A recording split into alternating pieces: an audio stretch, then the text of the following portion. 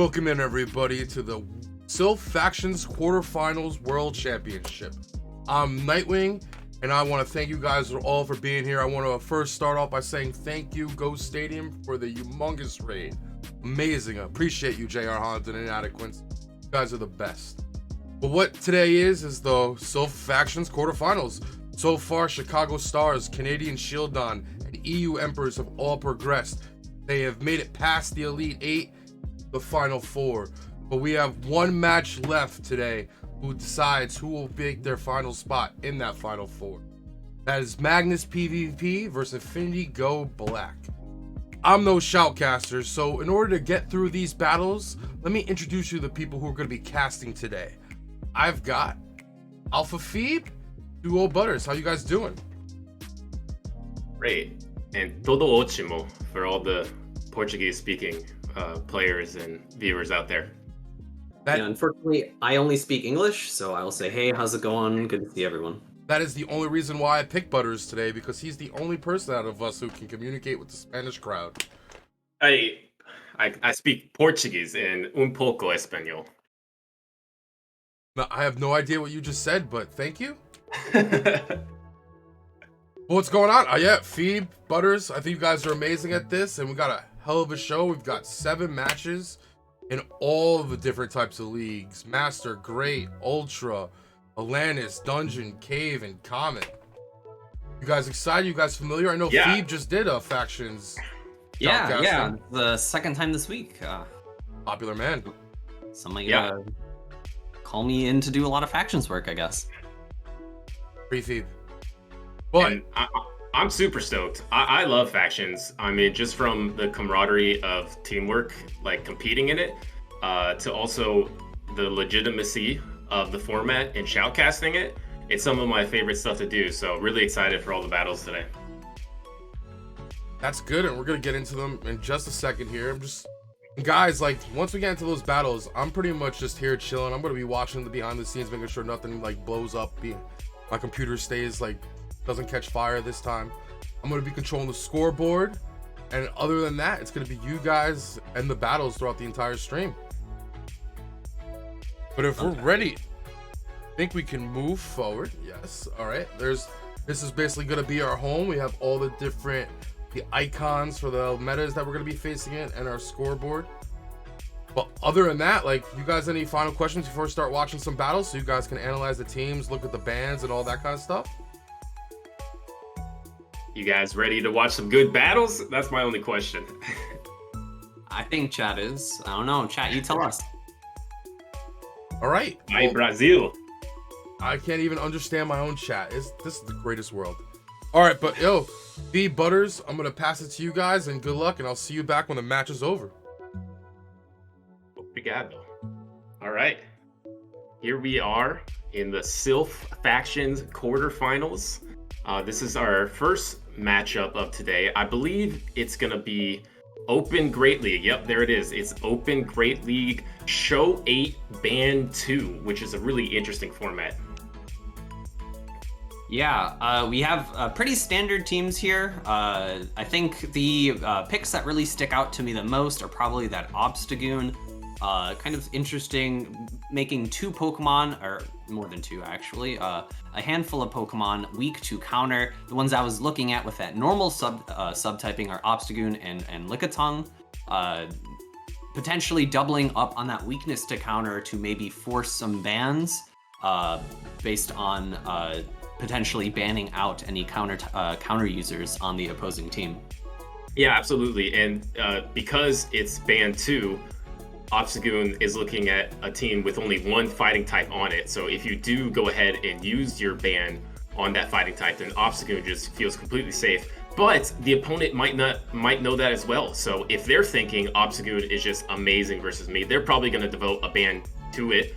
So then you have to determine, do you ban off what you think they're going to ban, or do you ban what's just best against you? It's a whole mind puzzle they have to go through. Yeah, I think those kind of mind games are super interesting to me, and they develops a lot of different meta games that you can play against your opponent in terms of what you want to ban.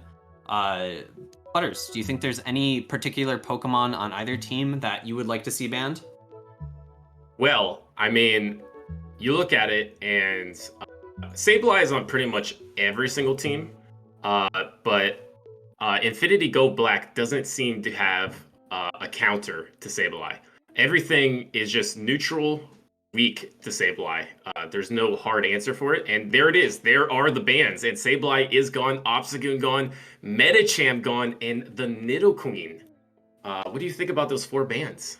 Yeah, like you said, I really agree with that Sableye ban coming from our player on the Magnus PvP team. And then I really like that Nidoqueen, or going on to that team, excuse me. And I really like the Nidoqueen on Infinity Go Black's team. Nidoqueen was going to be able to put a lot of pressure with not too many Pokemon resisting that poison jab damage. So it's good to see that knocked out, and I think that puts these players on a pretty good, even battlefield going into this game number 1. Yeah, absolutely. I'm sure we'll get into that soon. One thing that looks decent for me, on the left side, you see that Talonflame with only one real hard answer. And here we go into the game. It's a Azumarill into Stunfisk here. Great lead for the Azumarill. Yeah, definitely, and we get to see an immediate swatch out into that Walrein versus Lickitung. This is looking pretty good for the Lickitung being able to hit with those super effective power whips, but this Walrein is able to throw out a lot of icicle spears very fast. Yeah, absolutely. And one thing about these bulky mons that have such quick charge moves is sometimes you can get back to your timer. So if you do decide to devote some protect shields here, you could get back to your timer. Icicle spears are just going through nonstop, and it's all going to come down to this power whip. Do you want to let a super effective power whip land? Generally not, but this could theoretically be a bait, in which case the Lickitung is going to pace a bit faster. We see a no shield. It does land, and it does a lot of damage, not quite KOing. Another Icicle Spear is going to be reached. Really good patience by our player on Infinity Go Black, and we see the Icicle Spear bubbles being swiped here. Yeah, and MagnisPvP cannot get greedy here. It actually goes down to the Icicle Spear, so Walrein wins that switch advantage. It's gonna get to the Earthquake because these bubbles are almost doing nothing. Barely gets to the Earthquake, is really greedy, throwing it last second there. Yeah, I'm a bit surprised that they decided to overfarm to get a little bit better timing. If I was them, I probably would have thrown right away just in case that last bubble might have KO'd. But really, really patient play, able to get that Earthquake off is going to be a lot of damage onto that Azu. And we see an Ice being thrown here at the Skarmory, likely not being shielded. Yeah, absolutely top tier composure there. Swapped into the Walrein, met by the Stunfisk, but with shields up, this is not bad for the Walrein here. Just gonna go straight Icicle Spear, not even threatening the Earthquake energy here, just going straight for Icicle Spear feed. Yeah, it makes sense. Icicle Spear is a pretty good move, and with shields up, it's pretty risky to go for that Earthquake or a bait at that Earthquake energy. I probably would have preferred to see a build up to the Earthquake to threaten a shield, but it looks like the MagnisPvP player is just going to be throwing those Icicle Spears as soon as they can.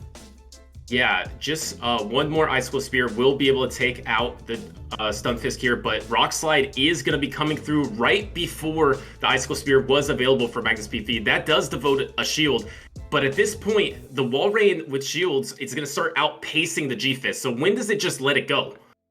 My guess is that they will play even shield scenarios after this point, but it does look like the Stunfisk is going to be fainted here with a no shield. We're going to be seeing an immediate swap out into that Azu, and unfortunately we do not see the Hydro Pump, which is a slightly better damage per energy move against that Skarmory. We see the Ice Beam being shielded at this point. Almost every single charge move is going to be needed to be shielded, as 2 shields were on the table for our team on the right. Yeah, absolutely. At this point, Infinity Black is being forced into inefficient shields, having to shield Ice Beams, which are neutral from an Azumarill. Not the best use of your shields here, but backed into the corner, you have to do it. Just gonna go for this next Sky Attack, and at this point, the Azumarill is out of shields. It all comes down to Walrein, and Walrein probably needs 2 Icicle Spears. Isn't gonna be able to get there, and this Azumarill does live, but it needs 2 bubbles for the 1 bubble for the Ice Beam, and it gets to the Ice Beam last second. Those IVs on that Azu really paying off. Extra bulky, gets the Ice Beam off. The Ice Beam is huge. We see a no shield which is a little bit surprising because I think the Ice Beam would do a little more damage than the Icicle Spear. However, the Skarmory is able to get to the Sky Attack in time, the Walrein needing to farm it down at that point, and the Sky Attack goes through, and we see a solid win by Juanhilo, excuse me. Very, very solid play there. Yeah, and that's interesting. The double steal actually going down and winning versus the double water there at the end. Quite interesting turn of events there. I just restarted my camera. Hopefully I'm not frozen anymore.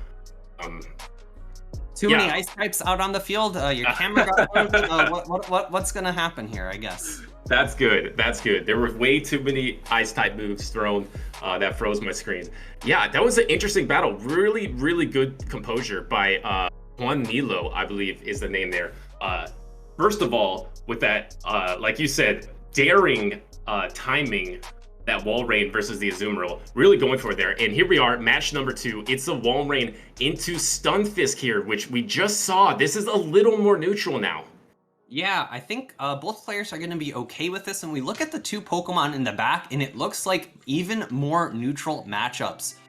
The Azumarill on LNDS Rarge F side does have that play rough, which means it's going to be able to hit neutral against a potential Walrein in the back. So it's looking pretty okay for both people. Yeah, just like you called, they are both staying in here. A lot of neutral matchups. So this is going to be coming down to your precision, your knowledge, and your gameplay here. So gonna go for this Rock Slide before this Walrein is just holding energy. So it's gonna have to devote Protect Shield because you do not want to sacrifice all that energy you build up nearly at an Earthquake now. Yeah, I really preferred the play this time from the player from Magnus here, building up to the Earthquakes to threaten the shields. We'll see if the G-Fisk decides to double shield, and we see a second shield potentially going for the Earthquake now, winning out the 2-shield matchup. Actually decides to catch the Rock Slide onto Azu. What an interesting play. I love this play because using this energy less efficiently for the G-Fisk, if there's going to be neutral matchups, you kind of just want to be as efficient and precise as possible. And we see the play rough from the Azumarill, so this is not a bad matchup for either Pokemon here. The Walrein is going to be throwing Earthquakes against these play roughs, and it's going to take 2 moves to 3 moves on each Pokemon. Yeah, I really like that play, tanking the neutral Rock Slide on the Azumarill, really lowering the energy efficiency of that move from being super effective, putting in a neutral Pokemon with not really that many Pokemon doing so well against the Azu. Of course, there is the Trevenant, but we do have Ice Beam to cover that Trevenant counter swap. And that's actually kind of big. This Earthquake gets there at the exact same time as the play rough, cutting off that play rough energy, and now it's just Lickitung versus the world. Lickitung up a shield. Do you ever go for a sack swap here? You do have it. The Icicle Spear is going to come through on this Lickitung, probably going to let this go, but this Lickitung is going to have to handle an entire Skarmory now. This is a tough position. Yeah, and I was saying before that I didn't think there were too many bad matchups in the back, but I will correct myself. Lickitung versus Skarmory is a very negative matchup. You don't have any charge moves that can really hit that Skarmory, so I'm feeling like Juanhilo is in a really strong spot here and likely going to be able to take game 2. Yeah, and Stunfisk just has so much health still too. It's so healthy. Gonna be going for a sack swap, goes for it, and actually throws the move on the swap in. The Earthquake will KO this G-Fisk. So now it's going to be Walrein and Lickitung versus Skarmory. And will it be able to get to this last second Icicle Spear? It's one more Powder Stone to get there. It gets to this last second Icicle Spear before it is fainted. Yeah, I think this is going to be very crucial. I think it's the only potential win condition for Harjef. Or Harjef, I'm so sorry, I'm probably mispronouncing your name. That little bit of extra damage is going to be really crucial for allowing this Lickitung to have a chance against the Skarmory. We see that they build up to 2 body slams. A charge move is being thrown by the Skarmory. Did you see which one was clicked? It was the Sky Attack, and it gets shielded. So now this Skarmory has an opportunity to go for the Brave Bird, but these body slams add up. Body slam is quite a good move. This is stab. You just have to get 2 body slams plus a little lick damage before that Brave Bird comes in. This is going to be so close. One more Air Slash. Really It is great. the body slam. The body slam. Really Does this great KO the Skarmory here? Is it enough to faint the Skarmory? This is going to be Could it be 1 HP in a dream? No, It is enough. My goodness. Literally one fast move away from the Brave Bird, and the Skarmory would have taken that 1-1 for MagnisPvP and Juanilo. Wow. Really, really great timing and really great swaps there by Harjeff. Really, really great stuff. Really good energy management, and I think we're gonna see a really competitive Game 3 here. Yeah, I mean, to bank that Earthquake on the Wall Rain and then swap it and finish off the Stunfisk was just the best way you could have played that lead matchup. Because firstly, they swapped into the Azumarill to make an inefficient Rock Slide hit the Azumarill, and then later finished it off. So great play, and once again, it's the Stunfisk into the Wall Rain. How are they going to play it? Are they going to go for Earthquakes? The double shield came out last time from the Stunfisk. We do see a very interesting swap of the Lickitung into the Talonflame, gonna have a much better matchup against that Skarmory. So if the game plays out very similarly, I think this is gonna be a pretty solid advantage for Rarjeff. Yeah, absolutely. What a backline call. Double shield Talonflame is just going to be really good against the backline. Obviously, it's neutral versus that Wall Rain, but if it starts ramping up against that Skarmory, it's absolutely going to demolish it. Yeah, I'm sorry, I'm trying to log into my Twitch so I can see chat. I'm so sorry, I'm ignoring you, chat. But we see that this Stunfisk is going for another Rock Slide, and the Wall Rain is going to have to decide whether or not it wants to stay alive, and it decides that it is not worth shielding. And this makes total sense because this is probably a backline call here from MagnisPvP. You do want to save both the shields for the Talonflame, and it is the Wall Rain swap in. So if you are expecting that Skarmory in the back, you just save that Talonflame for later, save 2 shields. This is not looking good for Juanilo. Yeah, the 2-shielded Talonflame is really only gonna be afraid of a 2-shielded Swampert, and we haven't seen Juanilo pull the Swampert out yet, and we don't see it on this team composition either. I think you're completely right, expecting a 2-shielded Talonflame in the back. We're going to need to see this Wall Rain go down. A Play Rough is being shielded here, but those Incinerates are going to be dealing neutral fast move damage, and we see the instant swap into the Talonflame, trying to get the energy as soon as possible. And great timing here from Juanilo, throwing right at the end of that Incinerate animation. Gonna be throwing a little bit of a delay on the left side, so we'll focus on the right. An extra Powder Snow comes in through, and here comes the Flame Charge. This will not KO the Wall Rain. The Wall Rain should barely live. No, it does actually take it out. And we see that this Stunfisk does have 2 Rock Slides, but thankfully this Talonflame does have 2 shields. I don't believe I saw an Incinerate sneak through there, which is a bit unfortunate because that Incinerate definitely would have killed the Stunfisk and prevented the second Rock Slide from going off. However, yeah, and at this point, the Talonflame needs to take out this Skarmory before it gets to a Sky Attack, right? So it's gonna have to either swap or be able to get the 2 Flame Charges. This is actually advantage Juanilo. Yeah, I will agree. Really, really great fast move denials from Juanilo, allowing him to be able to get both of those Rock Slides off. We do see the Sky Attack, which will feint this Talonflame, and I don't think the Azumarill in the back has enough gas in its tank.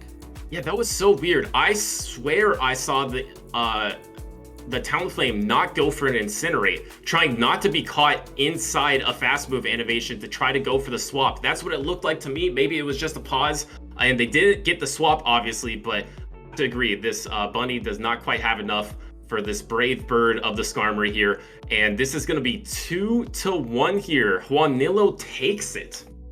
Yeah, the moveset on the Azu kind of holding Rarjeff back from being able to throw a Hydro Pump at that Skarmory, and the moveset already being revealed before that point. Juanilo felt comfortable building up all the way to the Brave Bird and then throwing it.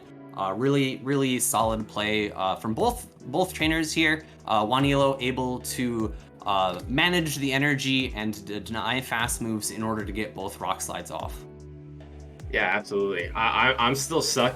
I'm still fascinated if Magnus PvP was actually going for not throwing the incinerate to try to catch, because if you did go for the incinerate there, the Skarmory would get to get the sky attack before you finish your incinerate, so then you could never swap. So if he was just delaying trying to hit the swap, that's a really good play that maybe didn't quite work out. So if it was a pause, a really good play, I don't know, but I'll give the benefit of doubt. That was a really good attempt.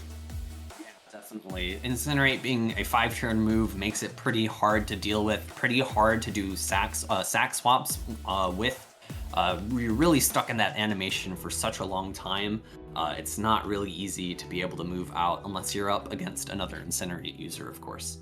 Yeah, absolutely. And weirdly, I think Magnus PvP had the advantage of the backline and the Talonflame double shield, but the way that they played it and actually trying to kind of sack on G-Fisk energy again, or have the G-Fisk survive with all that energy and the G-Fisk swaps out. I forget which one happened. The fact that Juanilo banked those 2 rock slides actually flipped that entire backline scenario. So really well played to save onto both those rock slides for the back. Definitely. And we saw that a catch of a rock slide earlier was very detrimental, so a little bit of an adjustment made all the difference there in that final game. Absolutely. Wild. I forgot. I'm glad I was muted because I was kind of here flipping out in the back. You guys enjoy that? Yeah, it was a great first set.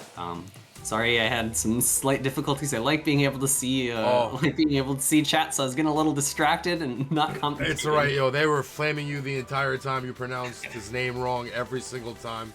I also gonna. That's literally the exact reason I was trying to pull up Twitch chat, because they always. They corrected you. They corrected you like 100 times. I know I was butchering it. It was so sorry. Great. It was great. But I also want to point out for chat and for you guys, their names are in the middle. So on the scoreboard. I didn't see them Yes. until later. Did you just add them? Yeah, I did. I will say, like, during the first battle, their names were not there. But Yeah. I had chat remind me quite a bit. I saw the name there for Magnus PvP, but I had no idea how to pronounce it, so I didn't even attempt it. So I was just saying Magnus PvP instead, because that was a tough one. Chat, let us know how to pronounce the first competitor. Arjef? I was told. I don't know. We're trying our best, guys. We are trying our best, as as Wholesome would say. Yes. But all right. Okay. I have the next battle all set up and queued up for you guys. So if you guys are ready, I'll take you right into it. All right, let's do it. All right, yo. Have fun. Yeah. So, not sure what the format is for this one yet. It's going to be revealed. It's going to be revealed to you and us at the same time. We do have a battler who's on my friends list, so I know how to pronounce her name, Paul Asha. Really simple name for me to be able to pronounce, and so happy to be able to do that. Okay, and go ahead and pronounce the one on the left too. My guess is that it's Krustzau. I could be wrong. People in chat are saying Krust. I might just say Krust the whole time. It could be sometimes with an AO, it could be Aum. It's gonna be a Krustaum. I don't know. We'll see. Let us know in the chat how to enunciate that so we can get it proper. But yeah, it looks like we have Open Ultra League here. So this Show 8 format really brings some nice competitors into the mix. Like I see we have a Heracross here on Magnus PvP side. We got a Surfetch there on the right side. Only one Registeel. Registeel is an absolute monster in Open Ultra League right now with the Zap Cannon, and looks like that probably is a huge candidate to get banned. Yeah, and I think for Open Ultra, Shadow Drapion is also a big monster since XLs became a thing, so I'm not terribly surprised to see that on both teams. And then having Pokemon to answer it, so Heracross and Surfetched, as well as the three, I saw one Politoed. I didn't see the second Politoed. The three Mud Boys as I will call them, to be able to do some really fast-paced charge moves and hit super effective with those mud shots. I wouldn't be terribly surprised to see a counter user ban on maybe either side. Those two counter users are able to pace so fast to their charge moves and deal so much damage with them and the counter. I think they would both be pretty reasonable bans to see here. Yeah, absolutely. And now that I was mentioning it earlier, and here comes the ban. It is the Registeel and the Trevenant. And on the left-hand side, we got Dragonite ban, which is kind of interesting. And also a Galarian Stunfisk ban, making more room for possibly Pidgeot and, like you said, the Shadow Drapion. Yeah, I think this is maybe a little bit of mind games. I think Palasha maybe was expecting an Alolan Ninetales ban, which is why she went to ban the Dragonite, because Dragonite does so strongly against every other member of her team, besides maybe Drapion and Registeel. Maybe she was expecting a Registeel and a Ninetales ban, which is why she had to get rid of that Dragonite. Yeah, absolutely. And now we do have the Alolan Ninetales versus some good matchups still. The Heracross, the Mandibuzz do not want to see that. The Cresselia doesn't really mind seeing anything that's not a Steel type and a Dark type. And even sometimes the Dark types are fine because Drapion's got that Poison subtyping. The Moonblast still does a decent chunk there. I think we're going to be getting into the game. I got distracted for a second because I think I finally saw the pronunciation. Oh, really? Yeah. Wait, I think I saw, if this is a Portuguese name, I saw Crustizão. I think it's, or it could be Crustizão. Crustizão, I don't know. Crustizão. Either way, we got the Drapion into the best buddy Shadow Drapion into Cresselia here. Yeah, really solid lead for that Drapion. We see an insta-swap into the Politoed Shadow form on that of Crustizão. And then we see the non-shadow on that side of Palasha, a little bit behind on energy, so this pacing is going to be outpaced because of the immediate swap out by Crustizão. And we'll see how they decide to play it out. And that Weather Ball bait went through, so that's a huge advantage here. Both of these Politoads are rocking Earthquake, and this one is shielded, so huge advantage here to shield that Earthquake. And will they go for another bait? This is classic. Once you go for a bait, just keep going. Here comes the Weather Ball. You gotta keep going until you get that shield. And we do see the shield here coming from Palasha. Even shields, but Palasha is going to be outpaced, but is able to get the Earthquake off before Crust is able to throw theirs.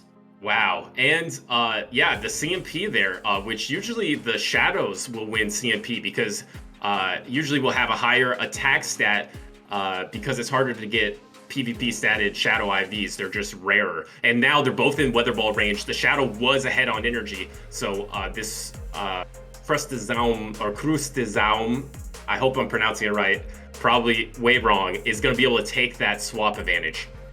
Yeah, so that's a little bit unfortunate for Palasha, especially since she does have Swampert behind, and that is not going to want to see that Cresselia. She does go into the Drapion, throwing the Crunch almost as soon as possible, and is going to take out that Politoed, but unfortunately is going to lose Switch here and is going to be put into a much more neutral matchup with a bad matchup in the back. Yeah, absolutely. And this is Air Slash Mandibuzz, so making it a little bit better against the Drapion. And it's crazy how bulky Mandibuzz is. You would think this would be just such a good matchup for Drapion, but this is a Shadow Drapion using Sludge Bomb, and look how little damage that did. Aerial Aces are just going to be coming out from another Best Buddy, the Best Buddy Mandibuzz here. I'm not sure if this is actually Best Buddy boosted. It might be 2-4-4-6, I'm not sure, but here comes one more Sludge Bomb, and at this point, like you said, it's going to come down to the backline matchup. I didn't catch at the start. Was there Grass Knot on the Cresselia?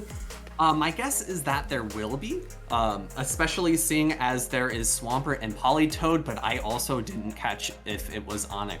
This matchup here just really goes to show how bulky Mandibuzz is, able to actually beat out Stunfisk in Ultra League, another bulk monster. Of course, not if it has Air Slash, if it has the Snarl variant. It is able to win that matchup, but man, is it a bulk monster. It just survives the crunch, and I believe this is a Confusion Cresselia, so was actually one more crunch is coming through from the Shadow Drapion. It's going to be even shields now versus the backline. The defense fell, but this is Confusion Cresselia. Just gonna... The weird thing about Ultra League, this doesn't KO a Swampert. Yeah, but I think the additional damage from the Confusion will make it so that this matchup is not anywhere close. It does not quite KO, but one more Confusion definitely will take it out. We see a single Mud Shot and then the Earthquake from the Swampert, but once that Confusion damage comes through, it's sayonara to the Swampert. Yeah, there was a defense fell from Cresselia. I think you would need a 4 times defense fell to even have a chance to KO with an Earthquake there. So game 1 does go to Cruz de Zaum or Cruz de Zau. I hope I'm not butchering it. I'm gonna look at the chat now. Yeah, there were some there were some potential helpful messages for pronunciation. While we're here between games, I do want to give a good shout out to my friend Marto. Thank you so much for the raid. I hope your stream went well. Welcome in everyone from Marto's stream. We're having a great time here casting some Silph factions between these two amazing teams. We hope that you enjoy the content that we have for you.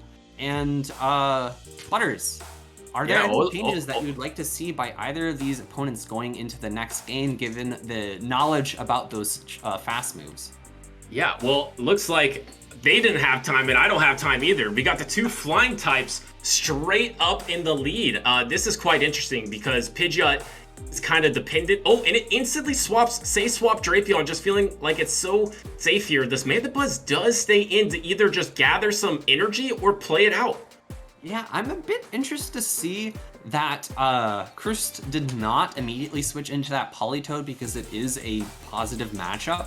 But maybe they believe that they have to soak up some of this Drapion's energy before switching and chipping with the Mandibuzz in order to ensure that swap advantage. However, we would see a potential bad matchup for Krust in the back with that Ninetales if Palasha was able to win switch.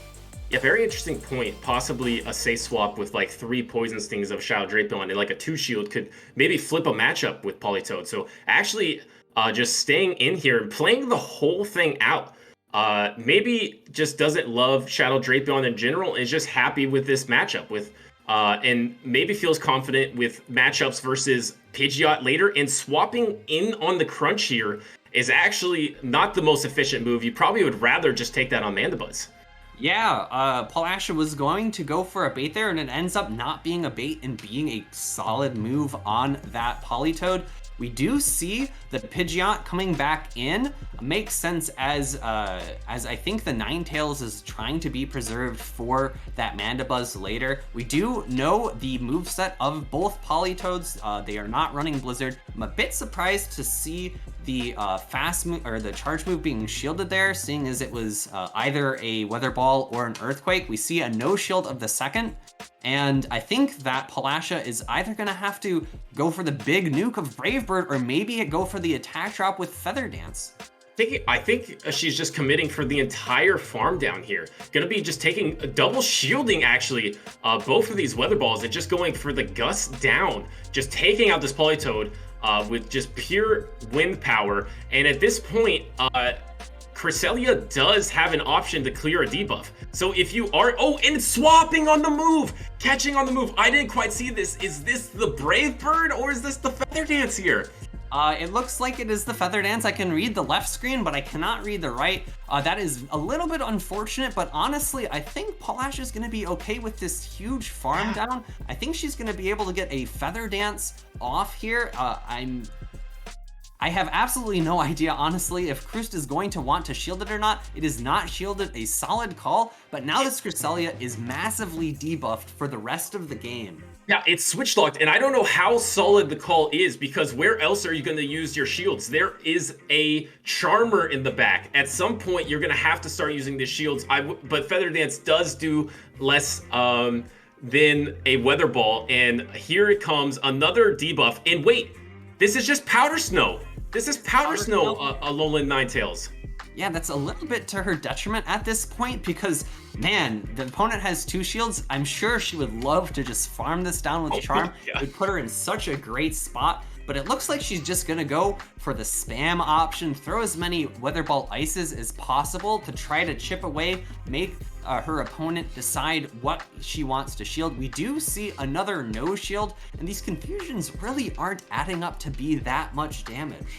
Yeah, I mean, look how little this Moonblast does. This Moonblast is doing like 15% of the Alolan Ninetales health. This is absolutely ridiculous. Feather Dance is a 2-stage attack debuff, right? So this Cresselia is 4-stage attack debuff right now. And then now, we get an attack debuff on the Alolan Ninetales as well. Yeah, I would expect to see Palasha build up to close to 2, swap up to lose the attack debuff. I'm a tiny bit surprised to see this shield. You don't want to shield once they're attack debuffed, but I would expect a switch out. We don't actually see the switch out. Instead, we see a CMP tie because Palasha decided to get as much energy as possible before that next charge move was coming out of that Cresselia. It does land, it does a good amount of damage, but now will this Moonblast KO the Ninetales? It's just not enough, and Pidgeot is still there. The swap to Pidgeot happens. There's 2 seconds left. 2 Pokemon are alive for Palasha, and the timeout victory from Palasha there. Wow. Wow.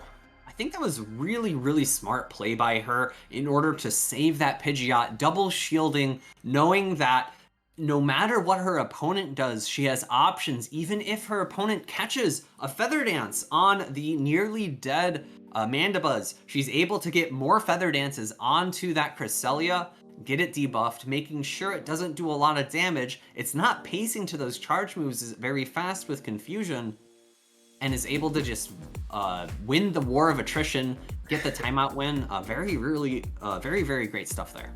Yeah, my goodness, there weren't any Mud Boys in that last battle, but what a mud fight at the end there. The attacks debuffed so harshly. We do have game number 3, the deciding game, I believe.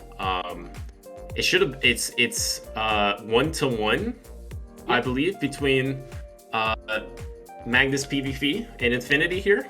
So yeah. We are gonna get game number 3.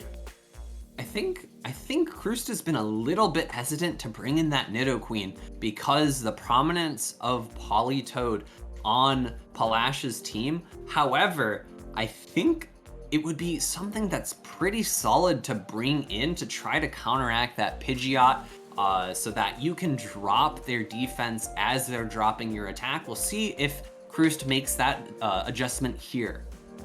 And here it is, the Cresselia into the Drapion, and this is Confusion Cresselia, so Cresselia wants no part of this. We have a little delay on the left side, but here it comes, it's back, and this Drapion's just staying in. Say swap Politoed once again, and this Drapion wants to either throw this Crunch and get out of there, or just try to sure up switch advantage. Yeah, I'd be a little bit surprised to see if Palasha stayed in so long that an Earthquake could go off, and she swaps out as soon as the Crunch goes off to get that health advantage into the Pidgeot, which we know can't be blizzarded. We do see a shield on the Weather Ball again, maybe just trying to preserve some health on this Pidgeot. This is a deja vu here, once again shielding the Pidgeot after the Politoed has taken some damage and going for the Gust Down. I think Palasha might be at it again. It works so well in game number 2. Why not copy it for game number 3? It's going to be very close if this Politoed does get to one more Weather Ball though. I don't know if it has enough time. Yeah, and also a little bit unfortunately for Palasha, this Pidgeot is not matched up against the Heracross where it would love to be. However, I think if she's playing this really smart, she will throw this Feather Dance and swap out. But she doesn't have her switch clock quite yet.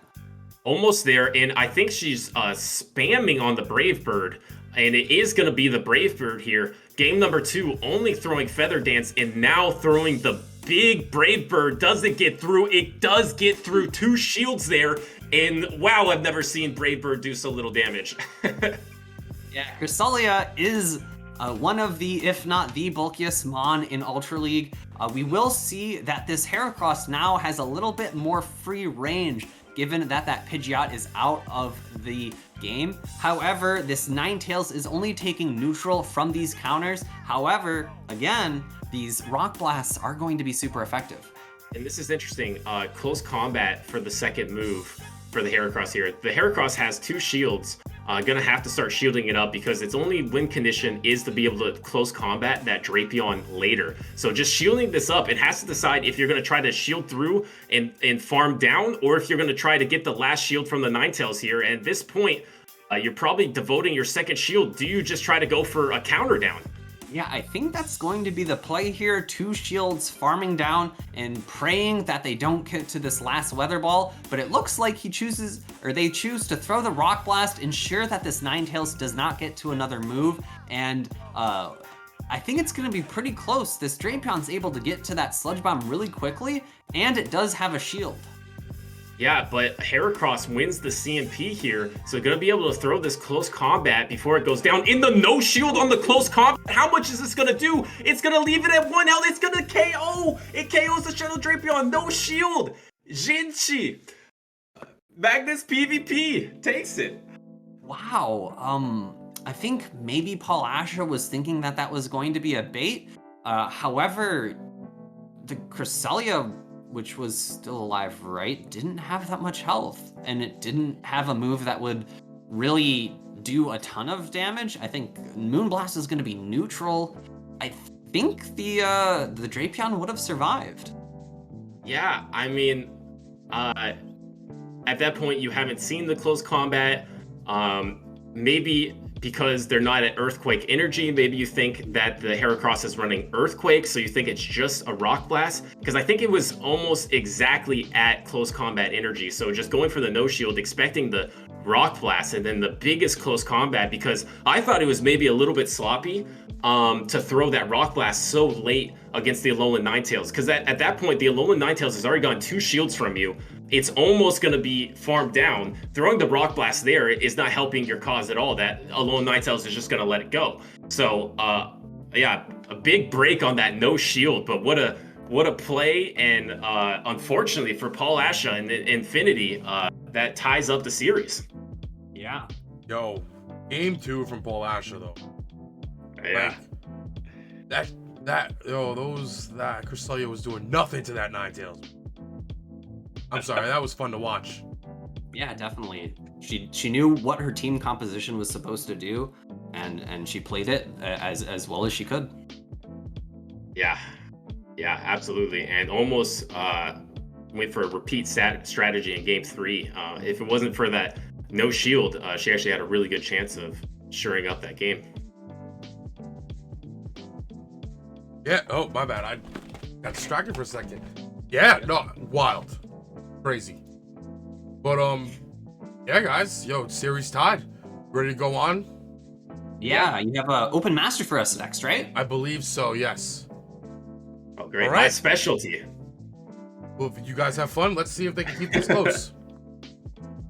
I keep seeing in the chat crust or crust monstro. I'm curious because monstro means like look, right? So I'm curious. I'm interesting. Hope all the Brazilians out there are having fun watching this. Also to everyone in Latin America. I believe I wonder, Nightwing, do you know where Infinity team is from? Chile, okay. And all the Chileans out there too. We got some open Master League for you. Like I said, the feed, this is my specialty, level 50 Pokemon. Yeah, and we do see a Primarina on Nathan Jetter's side. Primarina was also run by my friend Frackenwagon. It was banned. He was very upset it was banned. I'm curious to see if we'll see bans of Charmers in this matchup here. We do see 2 Charmers on the side of Nathan Jetter. Yeah, that's a new addition to Master League, the water fairy type, similar to Azumarill, but as that charm fast move, so pretty much always runs the charm. I don't think many situation in Open Masters you want to go for the waterfall.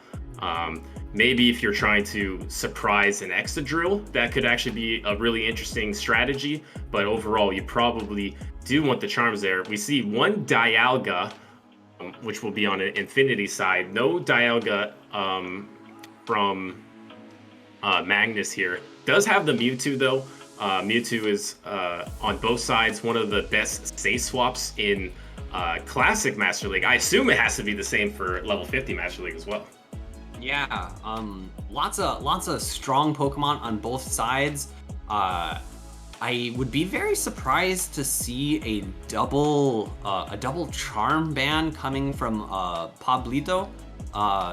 Excadrill also being an amazing safe swap. Would be, I guess, a potential ban. Mewtwo, also another potential ban, just kind of limiting how much you need to think for these games, making your life easier when you think about all the things that you need to deal with.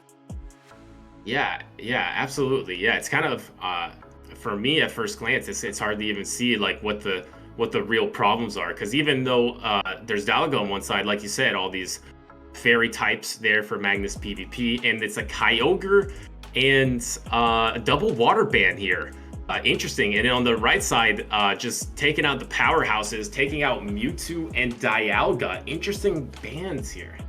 Yeah, unfortunately, we won't get to see any pre-Marina action, but I do think that the double water ban was probably targeted so that Excadrill can live a little bit more freely. Gyarados is also a monster in level 50, being able to tackle so many of the threats depending on its fast move. I'll be curious to see if this made Nathan Jeter decide to TM from Dragon Breath to Waterfall, or if it's still on Dragon Breath. Yeah, you would think Waterfall would be advantageous here, because like you said, the Excadrill from Infinity side is just looking really good. Having the Togekiss target, being able to possibly resist Dragon Breath from the Giratina. If it is running Dragon Breath, could be that Shadow Claw. And here we go, we get a Gyarados straight away, but this is Infinity's, and it's into a Togekiss. This is not a good matchup, but unless it's Waterfall. And we see an insta swap out, which probably tells us that it is Dragon Breath, and it's into Giratina, which is slightly better because it has Shadow Claw and Shadow Sneak, but we also see a swap out into Snorlax. This is just super unfortunate. Hard counters everywhere. Nathan Jeter really reading what Pablito would run. Yeah, this is a level 50 best buddy, Shadow Snorlax. This is a rare Pokemon, and the thing is, it's so bulky, it's going to be able to double resist these Shadow Claws, being able to take these Dragon Claws, no problem as well. It's going to be able to full lick down here and get loaded with energy, you have to imagine. Yeah, and even if it's in a situation where it needs to throw a hard-hitting charge move, it's running Outrage, which is not very common, but probably TM'd for this specific matchup because Nathan Jeter knew that it would be very important against some of these other Pokemon on Pablito's side. Yeah, absolutely. Another Dragon Claw coming through. The next Dragon Claw will feint the Snorlax, so you will have to throw energy or commit a shield. And last second, throwing the Body Slam, double resisted. Even at level 50, I'm not sure if you're going to survive a Shadow Body Slam from a Snorlax, but I'm super curious to see if they do. And they do, but a one-lick fast move comes through. Yeah, I would imagine that we see the Gyarados come in so that it can actually farm down this Snorlax. Double resisted licks going both ways honestly takes forever. We do see the Gyarados come in. It's going to have to eat a Body Slam from a Shadow level 50. It's going to do a good amount of damage, but not really all that much. But we see another come out. Yeah, decide to go for the double Body Slam instead of going for the Outrage. Really smart play by Jetar here. This is almost taking out the Gyarados and then swapping into the own Snorlax into the Mewtwo here. This is a decent matchup, especially with shields up. Yeah, we see that the Mewtwo is running Side Strike, Shadow Ball, really solid coverage, eating super effective licks, taking super effective licks from the standard shiny Snorlax, and these Side Strikes are going to do a lot of damage, but so are these licks and Body Slams. Yeah, that was a subconscious slip because Snorlax does love to eat. So, but it is going to be dishing out those licks and eating these Side Strikes, but just going ahead and committing shields to it at this point because these are going to be your most efficient shields, right? You know a Side Strike from Mewtwo is going to be the best use from your shields going forward, especially since you know what's in the back there. Now going through these Body Slams, the Mewtwo is going to let this go. No, actually shielded last second, trying to get off one more Side Strike. Gonna be able to get off two if it's not met with a Body Slam. Yeah, I think that Pablito's in a pretty scary situation here. The Dragon Breath from the Gyarados is not going to be able to put much pressure against that Togekiss, and we do see the Togekiss swap in as soon as possible so that this Snorlax cannot farm up a bunch of energy to hit multiple body slams against this Togekiss. It's going to be pretty close to see if this Togekiss can charm down before the next body slam comes off. We're seeing a little bit of pausing. We see that the charms do come through, and unfortunately that Snorlax is not able to get to that next body slam. Yeah, that's tough. Either way, I think this Gyarados was probably toast because it would have to get to an Aqua Tail, and even Aqua Tail, I'm not sure if it takes it out at that point. I do like the strategy from Pablito there, knowing that Gyarados is hard locked into a bad situation, just soaking the energy from the Snorlax and just trying to go double shield with their own Snorlax to try to sure up a victory, but it just wasn't enough with 2 hard counters in 3 matchups. Tough break, and MagnisPvP gets game number 1 there. Yeah, I think very hard lead and hard swap for Pablito to come back from. Tried his best. Unfortunately, it was way too much to overcome. You see the Giratina met by a Snorlax, then you're just really sad. Yeah, and it's interesting the decision to say swap. It was a Gyarados into Togekiss lead, and then say swap into the Giratina instead of going into your own Snorlax, which was a much better say swap. I guess you don't always want to go into your best hard answer, but that was definitely a better say swap there. And here we go. We got the matchup of the Giratina Altered versus the Mewtwo. This should be a slightly advantageous matchup for Giratina Altered. Just going straight to Side Strike. Yeah, not needing to really get off these Shadow Balls in order to really threaten this Giratina, knowing that at least 2 of a Shadow Ball would be necessary. And we do see the catch of the Shadow Sneak onto the Snorlax, double resisted. This is going to tickle the Snorlax, barely does any damage. Wow, that was a huge swap, and this Giratina feels comfy just getting up to a Dragon Claw, trying to save that later for maybe a combo play. But we do see here, one has an Outrage and one has Superpower. I assume that Jetar just wants to show Body Slam and keep that Outrage a secret for now, because maybe you could force shields later. Yeah, I think that is definitely what's going to happen here. The one downside of that Outrage is that it performs poorer in the matchups where you would really like to have superpowers, so Snorlax and Excadrill. We're going to see multiple body slams come out here from Jetar's Snorlax, and we're probably going to see, we go for the body slam, then probably superpower after. We're going to see a no shield, which makes a lot of sense. I think at that HP, that Snorlax can survive a superpower, but at this HP, I don't think it can. Yeah, confident no shield first time around. Now that you're in range of superpower, the shield does come up. So superpower is correctly shielded though, so everything is going just according to plan. And at this point, debuff and a Shadow Body Slam coming in from Jetar here. I still don't think it's quite enough. Yeah, and there's no chance that the Snorlax is going to be able to lick down. We do see the catch onto the Mewtwo. The energy is not thrown, and we see the counter swap back into that Giratina with Pablito over farming against that Snorlax catch, getting back towards this Shadow Sneak, able to throw the Shadow Sneak before a charge move comes off from that Mewtwo.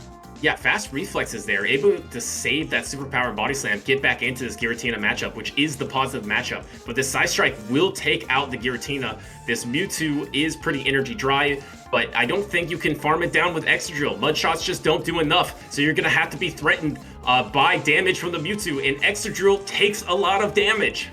Yes, that is true. However, it is now known that this is not anything that would hit super hard. It is Side Strike, and what I mean by super hard is do more than 50%. A Side Strike would still do about 50% to that Excadrill. It is so squishy, and unfortunately does not get the farm down before the second Side Strike. We see a second shield come up. Did we see a Rock Slide? No, I thought maybe last second they pressed the Rock Slide, swapping into the Body Slam banked energy of the Shadow Snorlax here. These aren't going to do too much either. There is one shield remaining for the Snorlax. A Drill Run's coming through, letting it go. Just going to go ahead and let this Snorlax go here. The Drill Run, does it KO? But it holds on. The Snorlax holds on, but gets an extra Mud Shot. Yeah, that extra mud shot's going to be slightly helpful for Pablito. I think Nathan Jetter now has to think, how am I going to win this? How am I going to catch a rock slide onto my Mewtwo, given that my switch clock is not up yet? Yeah, and also there is a body slam bank for Pablito too, so you have to worry about that as well. Even once you survive a rock slide, and this rock slide is going to come out smart to throw it before the switch timer is available, trapping this Togekiss into this rock slide. And like you said, this is going to have to come down to a perfectly timed swap. When do they go for it? Right at rock slide energy? This is all going to come down to this. Do they go for it? No! The rock slide is going to come through and it's going to KO Togekiss, and this should be game for Pablito. This Mewtwo just does not have nearly enough. Yeah, thankfully for Pablito there, that Togekiss was stuck mid-charm animation. There were 4 mud shots, which puts them on 8 turns, which means that the Togekiss is stuck inside that charm. No catch was possible unless there was desync, and throwing the rock slide as soon as possible ensures it hits that Togekiss. Really smart play by Pablito there. Yeah, great observation. Absolutely right. If it all works according to plan, if you can catch them mid fast move, that is always the best opportunity. And no catch there. Pablito takes it. Wow, 4-4. Really close here.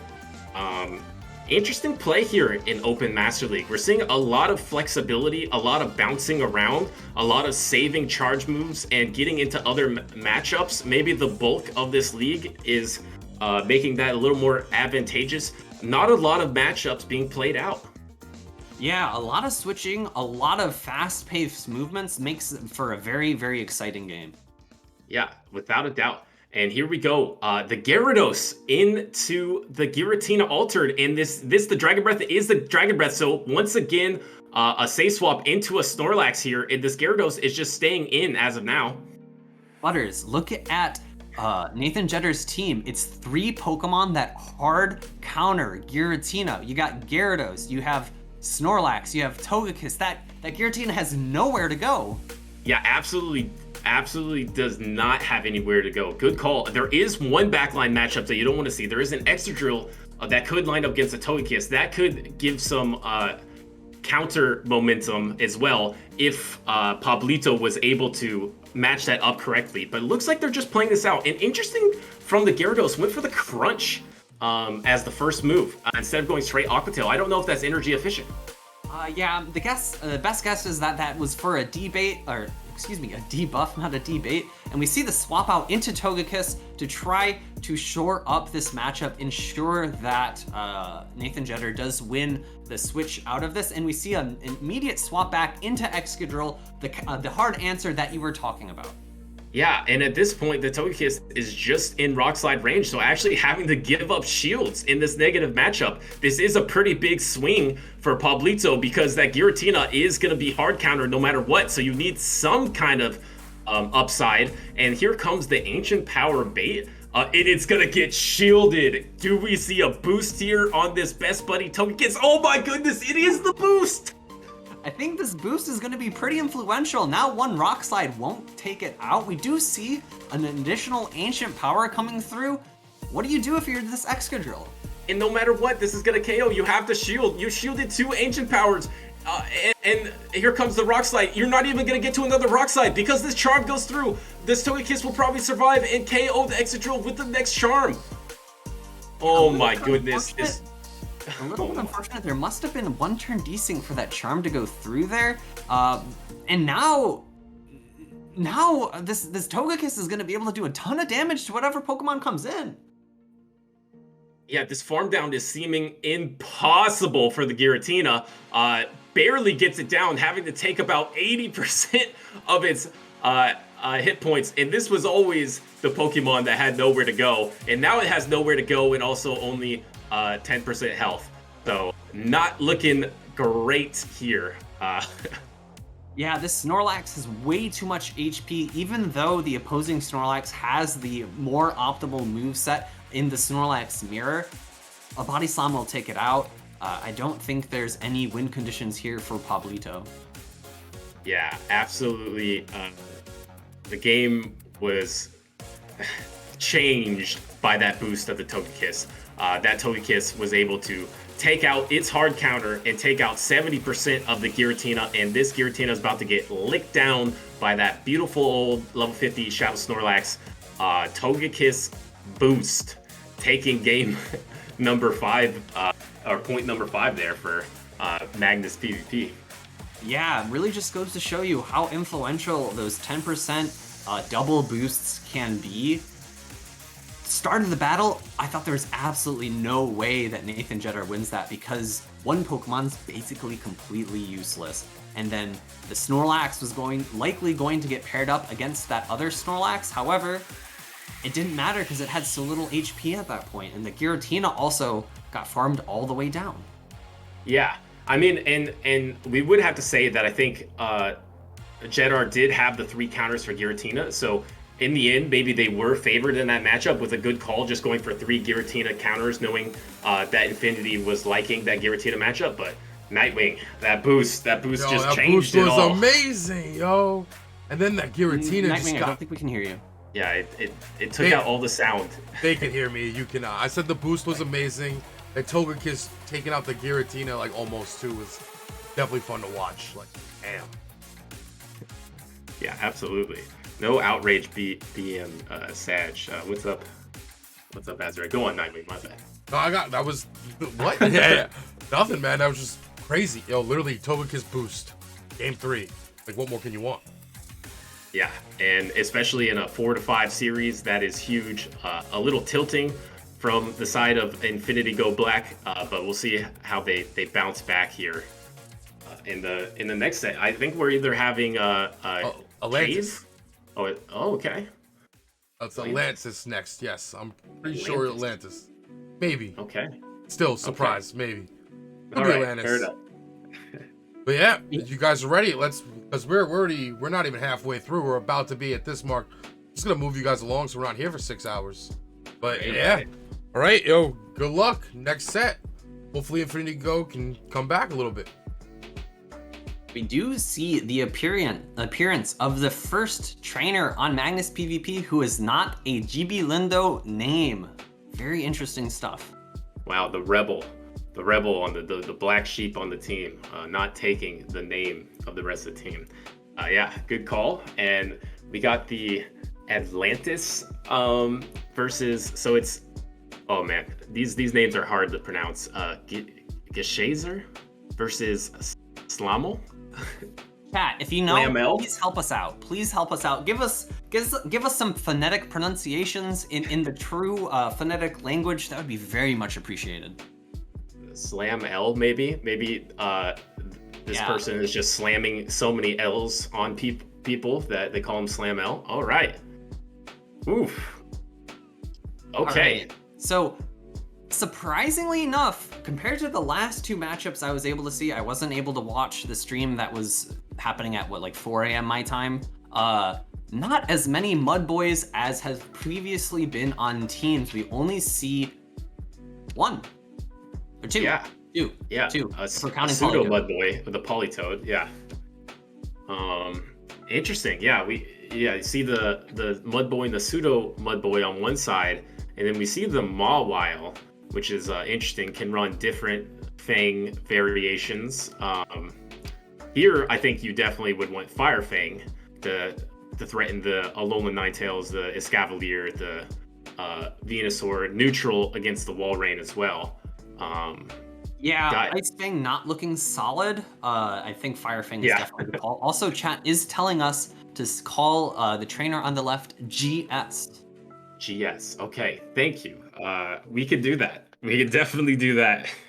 Yeah. On GS's team though, I think Mawile is a good Pokemon to call out. I think Dragalge is also going to be very powerful. Dragalge really only seeing a handful of Pokemon on the other side, and actually just 2 that resist its fast move, Dragon Tail. Otherwise, a very oppressive move against some of the squishier Pokemon like Galvantula or Swampert. Yeah, absolutely. And Galvantula, now that you mention it, is just looking fantastic for Slam here, right? Galvantula's just got a ton of targets. The Walrein, the Golbat, the Jellicent. It does, and the Scrafty as well, the Escavalier could be good against that as well. Does have to worry about that. Well, maybe you actually devote bans to protecting the Galvantula. And the Galvantula survives, and the one ban does protect it. Indeed. I do like that Mawile ban. I think the the Fire Fang, was going to be pretty potent. So getting it off the table, not having to worry about the Power Up Punch Fire Fang sweeps makes these battles a little bit easier to think about for Slammel. Yeah, an interesting call. Double Jellicent bans, and then on Slam side, the Alolan Ninetales making Scrafty maybe a little bit more viable, having a lot more targets possibly. If you could, especially if you can like ramp up and devote shields to it in the back, you can even sometimes like foul play through a Venusaur matchup. So quite interesting bans here. Yeah, I think the Venusaur will be pretty powerful here, or it'll be pretty okay here, especially if you want to try to slow down that Scrafty. Otherwise, the Scrafty is between Venusaur and Galvantula. You're gonna have to deal with that Scrafty. Everything else here is going to be doing pretty neutral damage, especially if it's ramped up and is going to be able to out damage that Escavalier. Yeah, and I think you have to like bring Dragalge every game, right? Because it's like your only answer to Galvantula. So you probably are really expecting Dragalge every game. So maybe you're playing some kind of like ABB with Galvantula, trying to protect it with like a Walrein and maybe an Escavalier. But honestly, Escavalier versus Dragalge is very close. There are not that many counters to Dragalge. Dragalge is looking amazing. Besides the Walrein. Indeed. I think one other potential answer for Galvantula will be having Charm on that Ninetales. My guess is that will be the fast move that is run, although it makes the matchup against Venusaur and the matchup against I guess Escavalier doesn't really change. The matchup against Venusaur worse. It makes so many other matchups positive. So yeah, that would be my expectation for that Ninetales. I think it's a great call because it makes the Walrein matchup better too, which is the one you care about the most. And we're gonna find out right here in the lead if this is gonna be a charm, and we don't get to find out. Swapping it straight away, matching the Escavalier with the Escavalier, but this drill run is just always gonna be outpaced from the first one.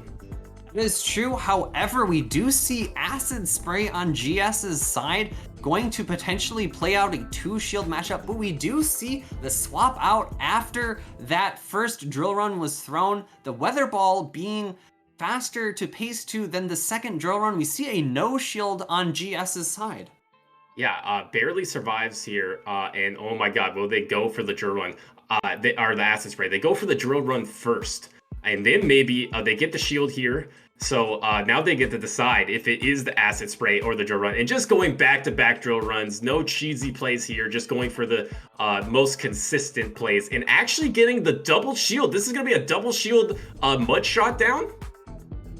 Yeah, it's going to be a little bit tough. We do see the Weather Ball being thrown. I think the mud shot down would have been possible before that third drill run was gotten to. I think GS is maybe now feeling a little bit bad that they didn't go for the Acid Spray bait, but they still got both shields. Yeah, absolutely. And here it is. It's the Charmtails. Charmtails with one shield remaining, gonna go ahead and just let this Weather Ball through. This Toad is gonna get to multiple Weather Balls here. We're gonna see if they decide to ever try to swap on it into that Dragalge. And there is no backline matchup, and it is the swap into the Weather Ball here. Huge catch here. Yeah, I was a little bit surprised that they didn't go for the Charm all the way down and no shielding, giving Dragalge a very solid end-up matchup. We do see the swap out into Swampert. We're going to probably see an Outrage come before the Earthquake's gotten to, but we do see the Hydro Cannon first. It makes sense. You want to force a shield here just to protect that Dragalge from getting farmed down by anything else in the back. Yeah, absolutely. And you want to throw energy before you have to take the Outrage. And wow, catching the CMP here on the outrage is actually huge. This Dragalge is now going to be down to about like 7% health. This outrage is going to be able to KO, but it's kind of a waste of energy. You're throwing an outrage at a Swampert that's already like 30% and it goes down. The Escav is going to try to farm down here before the Aqua Tail. Is it going to farm down before the and it does? Now this Escavalier is going to have energy. Yeah, that second Hydro Cannon coming through from that Swampert really taking down the Dragalge low enough so that the resisted counters from Escavalier could farm all the way down. This Weather Ball is not going to do that much to the Escavalier. The Drill Run does come through, and this will put the Ninetales extremely low, potentially with a knockout. Yeah, and it barely holds on. A Charm goes through, and barely the Escavalier does counter down. Maybe a little bit too greedy by GS there. Going for the outrage too late, allowing that Swampert to get to that 9 mud shots and hit the double Hydro Cannon. Maybe missed a visual mud shot, maybe got a little greedy and just was taking too much damage there, which was otherwise a really good back line for the Dragalge. Yeah, I thought the Dragalge was in a really great spot to sweep, especially if it came out with energy. The Escavalier, although it is going to resist those Dragon Tails, is fairly squishy in the Great League, and does not like eating Aqua Tails from an attack-weighted Dragalge. Yeah, and no wall rain here from Slam, so no real counter there from Slam. We're gonna see if there's an adjustment, because you're expecting that Dragalge every single game, and here's the Politoed into the Escavalier. A very neutral matchup here. We'll focus on the right hand side. Oh, maybe we're gonna sync up here. Yeah, we are gonna sync up on the 3-2-1, and it looks like a Scrafty Alolan Ninetales backline versus a Swampert Escavalier. So Escavalier is looking pretty good. Yeah, definitely has good matchups against both Pokemon in the back. We'll see where it ends up on. If this Scrafty's able to ramp up and get a couple of power-up punches before it gets matched up against that Escavalier, it might have a good, solid chance to sweep. We do see the Acid Spray bait, which gets shielded since Acid Spray was not revealed in Game 1. My goodness, shielded on the CMP here. The Escavalier is now going to commit a shield of its own to try to get some bigger counter damage here. Are we going to see the Politoed swap out? No, just going to stay in here. Going to try to outpace, but you lose CMP. Swap into the Ninetales on the Weather Ball. Yeah, that's going to be huge, making this Politoed waste its energy. Weather Ball, after the nerf, is not an amazing move, and we see the Escavalier be swapped in. I think this Scrafty is set to sweep the rest of this game. Yeah, I mean, it has only one shield at this point, but if it can start ramping up at a good opportunity, it has great potential. Does it hold on? No, the Ninetales does not hold on. That safe swap was not so safe because it took the Weather Ball and it just got eliminated by the Escavalier here. Now, how do you finish off the Escavalier? You need to throw energy. Gonna go for the Drill Run here. Smart play. The opponent doesn't want to shield 2 Acid Sprays in one game. Exactly, and I think that's why the Drill Run here is going to go unshielded. And the Scrafty is now in a really great spot. I wouldn't expect to see any more shields on this Escavalier, and I think GS did an amazing job of leaving enough HP on this Escavalier so that a mud shot down is extremely scary. Yeah, be able to get to this Drill Run. No Acid Spray, once again, swapping into the Scrafty. The Scrafty has an interesting decision. It could just go straight foul play and go for a farm down, and this Swampert knows it. Is it going to try to swap on the foul play? The first Hydro Cannon does go through. The Politoed has about 30% health in the back. How do you implement it? Yeah, it's going to be a tough decision from GS. Do I just go for the power-up punch so it doesn't matter if my opponent catches or not? Or do I go for the foul play to really ensure that this Swampert gets taken out? We do see the foul play come through. This is going to be enough to take out the Swampert, but how much energy does that Politoed have in the back? Yeah, they threw one counter over the amount of energy they needed. The Politoed is energy dry. It's going to be able to get to a Weather Ball, though, but this Weather Ball is maybe not enough. This Power-Up Punch is definitely not enough. This Politoed is going to be able to survive, but this Weather Ball, since the Weather Ball nerf, I think the Scrafty hangs on. Yeah, I'd have to agree here. This Weather Ball will leave the Scrafty in the deep red, but I don't think that there's a chance for this Mud Shot down before the counters do enough damage to take out the Politoed. Oh, it's simultaneous. It's simultaneous. But the Scavalier is still alive on GS Right. side, so it secures a win. The Scavalier wouldn't have died in a mud shot, so even if it wasn't simultaneous, I think they were in a solid spot still. Right. Yeah, absolutely. Yeah, that is a victory from GS. Like you said, this Cavalier did have some health left. Even though the game ended on a simultaneous, it can be a little deceiving. That was a W for GS's side. Yeah, you called it early. Scrafty in the back was looking really good, especially since that Ninetales. The Ninetales had no play, right? Or wait, I got lost on my train of thought here. There was a Scavalier in the back for Slam L.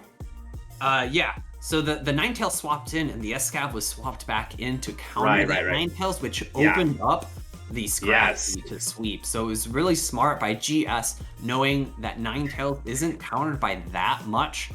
We haven't seen the Venusaur from Slam L, so I think it was a pretty smart play to pull out that Escav and free up that Scrafty. That was exactly what I was trying to say. My brain was just not working. And here we go. The Golbat into the Escavalier. This is huge for the Golbat. Say swap into the Politoed. Once again, there isn't really a hard answer once this Politoed has energy, because the Grolsch does not want to take an Earthquake. Yeah, I'm expecting a Poison Fang and dip. This looked like it was a CMP tie. The Poison Fang coming out maybe one turn before the Weather Ball. The Weather Ball didn't actually get actually synced up. There was no desync CMP tie there. We see the Weather Ball getting shielded, afraid of the Blizzard. Now with the bait being shown there and this additional Weather Ball being thrown, I think GS should have a good idea that this is a Earthquake Politoed, not a Blizzard Politoed.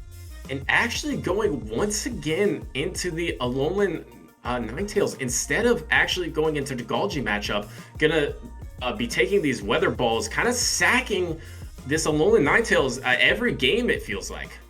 Yeah, maybe expecting an Escavalier in the back so that they know that they want to get rid of this and take care of that fast-pacing Politoed after it's been debuffed by those Poison Fangs, basically ensuring a farm down. We see the Escavalier come back in, and Ice Weather Ball is being thrown. It's not going to do that much damage, and I think this might be a counter down coming from Slam. Yeah, but I think Slam switch locked this, which is maybe not of best decisions, because this Politoed was almost gone, and now you switch lock this Escav, and you know Golbat is here. Golbat is gonna hard wall, but it doesn't actually. Looks like Escavalier is running the aerial ace, so this Golbat does not hard wall it. That is true, and as I was going to say, the Aerial Ace is going to do some chip damage, but it's still a pretty solid matchup. We do see the Shadow Ball being thrown, with maybe enough residual energy to be able to get a Poison Fang off against the likely Swampert that's going to come in. I think it'll be crucial to see if that is able to land. Yeah, and it looks like you GS will be able to get this Poison Fang. I felt like the Shadow Ball was a little bit too much energy to waste on that such a low health Escavalier. You maybe could have thrown a Poison Fang and double Poison Fang here and the swapped into the Galgi, but this Swampert does have the Earthquake, gonna go for the bait here. This is a huge call incoming from GS. And it gets shielded. This is not good for GS. Yeah, that's really unfortunate, and we see the swap out into the Politoed, which might also be a slight mistake, giving that Dragalge some more farm. I'm not sure if one Aqua Tail will be enough here, but potentially with the additional Dragon Tail that's going to come in before the second Aqua Tail, it might be enough.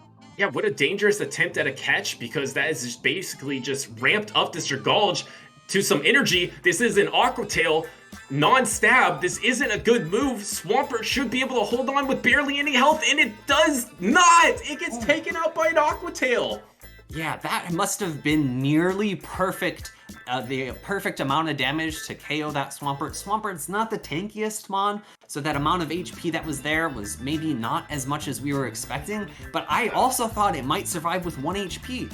Incredibly close call at the end. I think Slam is going to be kicking themselves, giving that Dragalge more Dragon Tail farm down to get to those 2 Aqua Tails. Yeah, definitely. A lot of risk reward, and it didn't pay off there. Wild. I keep, What's up? I keep forgetting to unmute so they can hear me, but I'm not muting you. I just looked at Phoebe's face there, going like, yo, anything? Like what? Yo, that was crazy.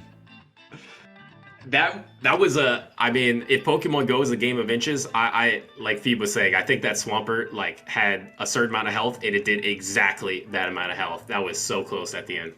Favorite match of my whole. I really like that Charm Down token like boost. Kind of nice too. That was pretty wild. You would, Nightwing. No, just kidding. No, charm, bro. How are you guys doing? We're about halfway through. Yeah, Feels like a marathon right now, or Caffeine's not lasting long enough. Oh, Nightwing, damn, can I get my second cup of coffee, please? I'll just come over and slap you in the face. No, I'm All right. feeling good. All right, well then I won't keep you guys any longer. Let's get right to it though. But we have our next match. I believe it's Dungeon. So yeah, enjoy the dungeon, guys. All right. All right, a little bit interesting. Nightwing sending us to his dungeon, but we have some really great Pokemon battles here to talk about inside the Silph Arena dungeon. Yeah, ominous words there from Nightwing. But it looks like the beginning of the name for MagnisPvP is back, and then the end of the name, go. I'm gonna go with Diego. Oh yeah, true. Diego, yeah, Diego. Leave off the second half. Yeah, exactly. Diego versus Cristo. Yeah. Well, that's what we'll say. They're joining us in the dungeon today. So, Butters, if you didn't know, I'm half Macedonian, so the Eastern European in me really wants to say Cristo, but my guess is it's not pronounced like that, and it's probably just Cristo. Cristo. Yeah. I don't think that is that far from maybe a Latin American pronunciation. So I think it's either way, it's probably not Cristo, because that's American as heck. So maybe we should just say Cristo. Yeah. So, Dungeon is one of the metas that I have played. A lot of it revolves around dragon damage and Escavalier, though we see only one Escavalier here, and it is on the side of Cristo. I'm potentially expecting a ban there because it is so powerful if left unchecked. Obviously, the Weather Ball from something like Roserade will will basically one-shot it, even though the Bullet Seeds are double resisted. But that counter damage, if you do shield those Weather Balls, it does start to add up, even though they're resisted because of that poison subtyping, because Roserade is just so squishy in Great League. Yeah, absolutely. I will defer to your experience on this matchup. I haven't played it yet, but you said there's a lot of dragon damage in this cup as well, and only actually one dragon here. Just a single Flygon flapping its wings here for MagnisPvP. But I don't know if this Flygon is actually that dangerous. I think it only has like one dominant matchup, and that's against the Galvantula. Yeah, it absolutely walls Galvantula, but it also, I typically, when I played this meta, I ran Flygon, thank you so much. And the Shadow Dragon Tails really add up against Galvantula, against Wishcash, against Haunter. I'm honestly a little bit surprised to see a no ban on that Haunter. It looks scary as well, being able to deal a ton of damage with those Shadow Punches. I think we'll have to see Diego rely on Swampert and on that Trash Wormadam in order to check that Haunter out of this game. Yeah, interesting. The Galvantula Jellicent ban, and then the Escavalier, which you were thinking is a huge possibility in Walrein.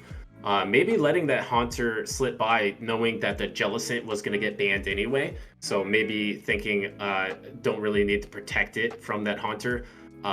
Looking like Roserade might be kind of neutral here. Like you said, has that Fire Punch that can handle the Ferrothorn, and it is the Roserade into the Pelipper, and this is not what the Roserade wants to see. That probably its worst matchup. Say swap into Flygon, though. This Flygon is going to get some action, and it is Dragon Tail. Yeah, I think Dragon Tail's expected Mudshot just not doing enough damage against the opponents in the Dragon Tail, really helping get some momentum. These Weather Balls are neutral, so I'm not surprised to see the chip and dip and swap into the Wish Cache, which is bulky enough to take these charge moves, even though Flygon has a massive attack stat. This Earth Power will do a large chunk, but it doesn't threaten to KO.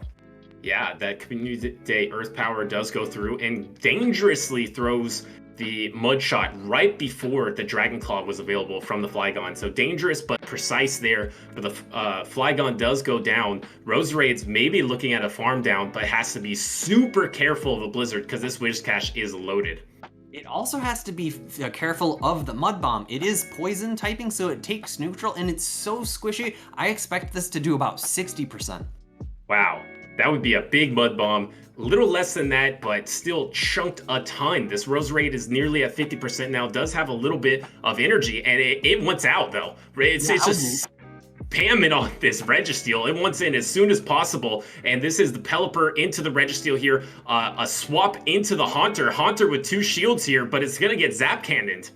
Yeah, I would have really liked to see Christo go into straight into the Haunter, get some energy advantage, seeing as those fast moves do not threaten it from that Roserade. However, this matchup is now even more different. So, with the changes to Registeel back a couple of seasons, the nerfs of its charge moves, Haunter was able to beat it in every single shield scenario. Now with Zap Cannon able to debuff that high attack Haunter, it's gotta be a little more Registeel favored. We're seeing that Zap Cannon go through, no shields on these Shadow Punches. I'm curious to see if he's able to farm it down after this Zap Cannon.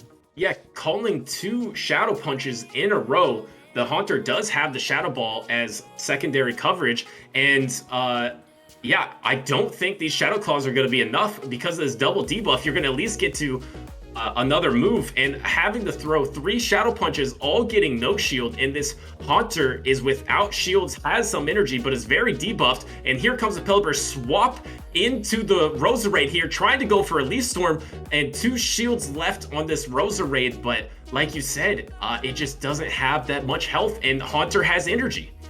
Yeah, unfortunately though, I don't think the Haunter has enough. This Leaf Storm is going to knock out this Pelipper. Pelipper being relatively squishy, Leaf Storm being an incredible move. Though, is it Leaf Storm? I didn't see an attack debuff. Maybe it's Grass Knot.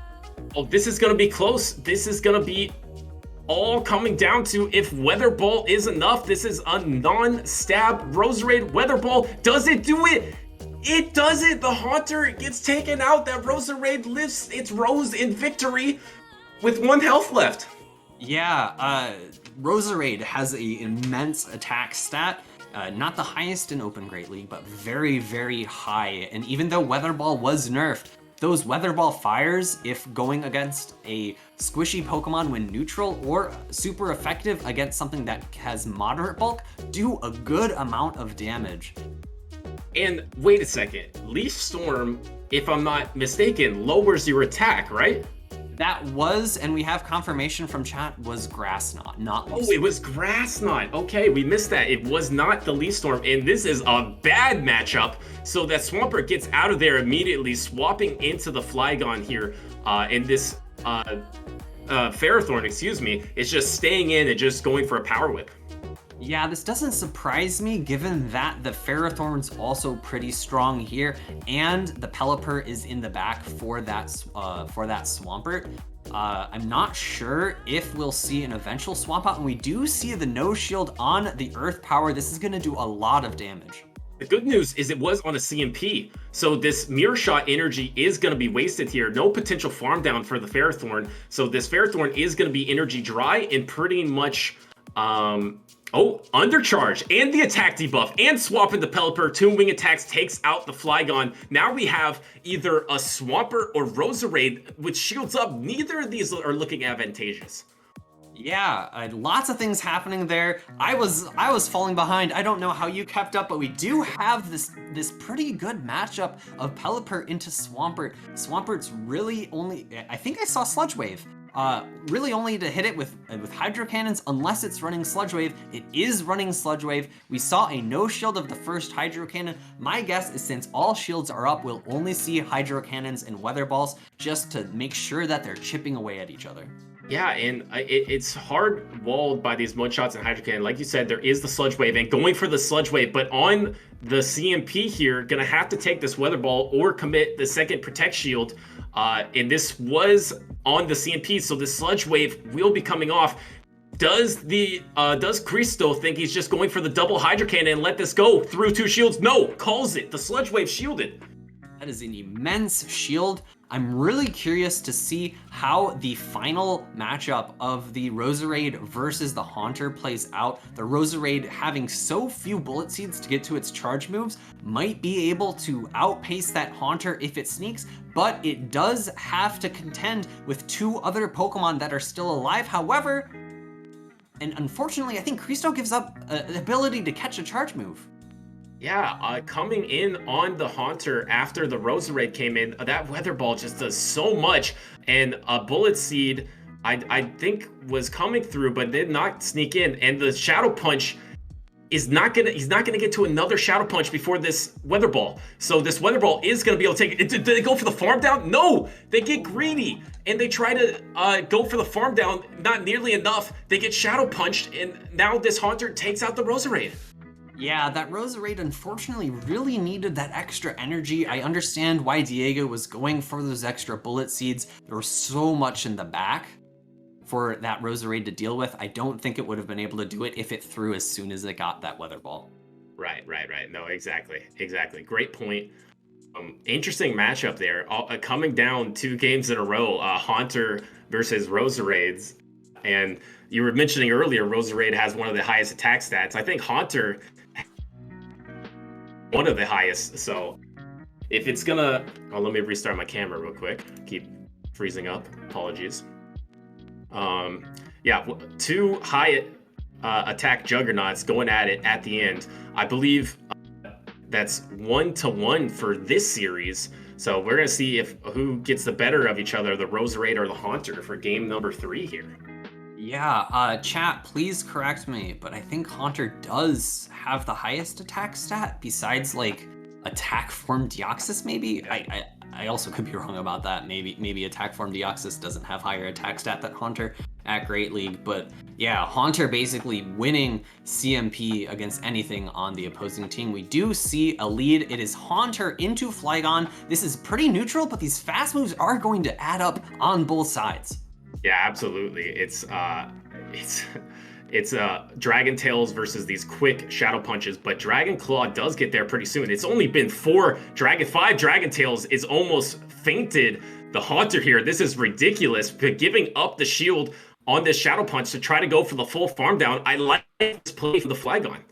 Yeah, we see the swap out so that maybe the Haunter can get to another charge move later, and we get the Pelipper into the Registeel. This Registeel used to have a terrible matchup against Pelipper, only throwing resisted moves. Now, Zap Cannon changes everything. It's now got a pretty good matchup here.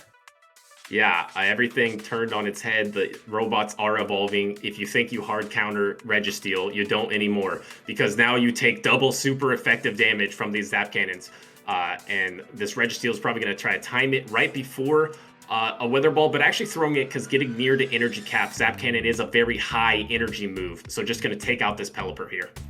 Interesting no shield. I think that I would have preferred to see a shield there, given how strong Pelipper is generally against Diego's team. But I do understand the thought process of not wanting to have a debuffed Pelipper later on to throw very not hard-hitting Weather Balls. And here we go. Cristo with 2 shield Whiscash versus the World, taking these double super effective bullet seeds. But like you mentioned earlier, these mud bombs are just going to be doing so much damage. These mud bombs plus this mud shot might even be able to take out this Roserade. And here comes the shield. Was that Blizzard energy the Roserade shields? Yeah, that was, I believe, at Blizzard, and now I don't think Cristo needs to worry about shielding these weather fireballs or not shielding and accidentally letting a grass move go through. We do see the next mud bomb being thrown. My guess is we might see a swap out into Haunter to try to get some extra Shadow Claw damage done. We see an insta swap into the Flygon. That's a huge read by Diego. Yeah, great play, and actually committing the Dragon Claw with that Haunter at 1 health, knowing it just got to the Shadow Punch, was a really good play. Throwing the next Dragon Claw here, this Whiscash is forced to shield. How is this Whiscash going to finish this game? It needs 2 Mud Bombs to do so. Yeah, and it's completely energy dry at this point. I'd be curious to see if Cristo has done enough counting to know how many mud shots he needs to do in order to not get outpaced by that Roserade. Yeah, I think they could have got 1 more mud shot in there while the Dragon Tail was in the air, and just needs 1 more Bullet Seed, and it's gonna come down to a CMP. And like you said, Roserade just has that super high attack. This Grass Knot is gonna line up 3 Whiscashes, take them all out. Game number 3 goes to MagnisPvP. Yeah, I do think that the Grass Knot might have been a little bit overkill. It is a resisted Weather Ball, but those Bullet Seeds, double super effective, really do add up. You saw how little HP that Whiscash hit at the end. The Weather Ball might have been enough. Yeah, interesting. I think that Whiscash decided to go for that second Mud Bomb with shields down against the Roserade. Maybe an avenue to win was trying to just knock out the Roserade with a Blizzard and hope to get a Shadow Punch plus a Mud Bomb later with the Whiscash. Didn't come down to that, so MagnisPvP does take it. Roserade, MVP of that, guys. Yeah. 100%. I don't know, that Flygon did a lot too. I mean, Flygon destroyed Haunter, but Roserade was in all 3 games putting in some work. That was wild. Had some super good matchups, looked beautiful while doing it. You love to see it. Yeah, but all right, guys. Like again, I'm just gonna try to fly right through this. So thank you for coming into my dungeon. Now I'd like you to leave and enter my cave. Oh god. All right. Yeah. There was roses in the dungeon. Hopefully, there's some pleasant things in the cave too. I definitely got pleasant things for you, Butters, in my cave. Oh god. Enjoy. All right. So Cave is another matchup that I have played, and honestly, it was not my favorite meta to play. I felt like I was kind of pigeonholed into running the same type of comps. I think we'll see a lot of, I believe it's Mandibuzz in this meta, and there. I wish I could see the team so that I could really recall so perfectly, but I've tried to erase it off from my memories. Yeah, a lot of Dragalge, a lot of Escavalier. I played this meta as well. I actually liked it. I played a lot of Togetic, Hidden Power Rock Togetic. I played a lot of Shadow Lugia, a lot of flying types for me. So I actually had quite a lot of fun in Cave, and we do see from MagnisPvP side, has the Escavalier, has the Dragalge, has the Mandibuzz, has all the meta picks on the left side. On the right side, though, has them as well, but just put them in last. Just put them there down at the bottom, like pretending like you're not playing the Metamons. Just hiding them at the very end. Both teams running Sudowoodo. It'd be interesting to see if they're running counter or rock throw, seeing as you said there are a lot of flyers in this meta. Obviously, both teams have Mandibuzz. We don't see any other flyers, even though Flygon looks like it's flying and it has fly in its name. It's a ground type. Yeah, a ground dragon. And yeah, only pseudo fighters available in this cup. So we do see the Sudowoodo on both sides. We see an Obstagoon there on MagnisPvP side. Magcargo got a little better with some Incinerate action, some Rock Tomb action, so that can be quite a force in this meta as well. We do see Crustle on the other side, Umbreon, which is a very, very safe pick in this meta as well. And then we do have the Sableye, which XL Sableye is just a fantastic one, especially if you ban the Dark types. If you go for a double Dark type ban, that thing can go off. Yeah, that is definitely a potential here from Saruka. Please tell me if my pronunciation is absolutely terrible, chat. Doing a double dark ban, really opening that Sableye for a lot of play is an option, and we do not see it. Instead, we see the Magcargo ban, and I don't know if you saw it, Butters, but Magcargo was used yesterday in the stream. It was running Rock Throw as a counter for the Crustle. That is a great choice. You can either go, you can go Rock Throw or counter, and you can catch some things off guard. Even though Crustle is a rock type itself, it has that bug subtyping, taking the super effective rock damage. And yeah, super interesting. Banning it, doesn't want to deal with that, and also banning the Galvantula. And from the bans from Magnus' side, a little more meta, banning the Escavalier, which is a force, and the Mandibuzz. Yeah, I think that Scavalier makes sense. I don't think there were a ton of things on Wing's side that could handle it if the Mandibuzz was banned, and if potentially the Dragalge or Flygon or the Spooter. The Spooter was banned. I think that Escavalier would have a lot of potential. And one Pokemon we haven't mentioned is another really neutral mon is Dragonair. That Pokemon is quite neutral in this matchup, especially like it can do fine against like Escavalier because it just gets those Aqua Tails. The Dragon Breaths do enough. Gets a little outbulked by Mandibuzz in the end, but those Aqua Tails are super effective against the Sudowoodo. So Dragonair is just looking super safe from Infinity side, Saruka. So this is going to be quite an interesting matchup. Going to be a lot of neutral plays. It's going to be Master League Open Light because everything will die pretty quickly or faint pretty quickly.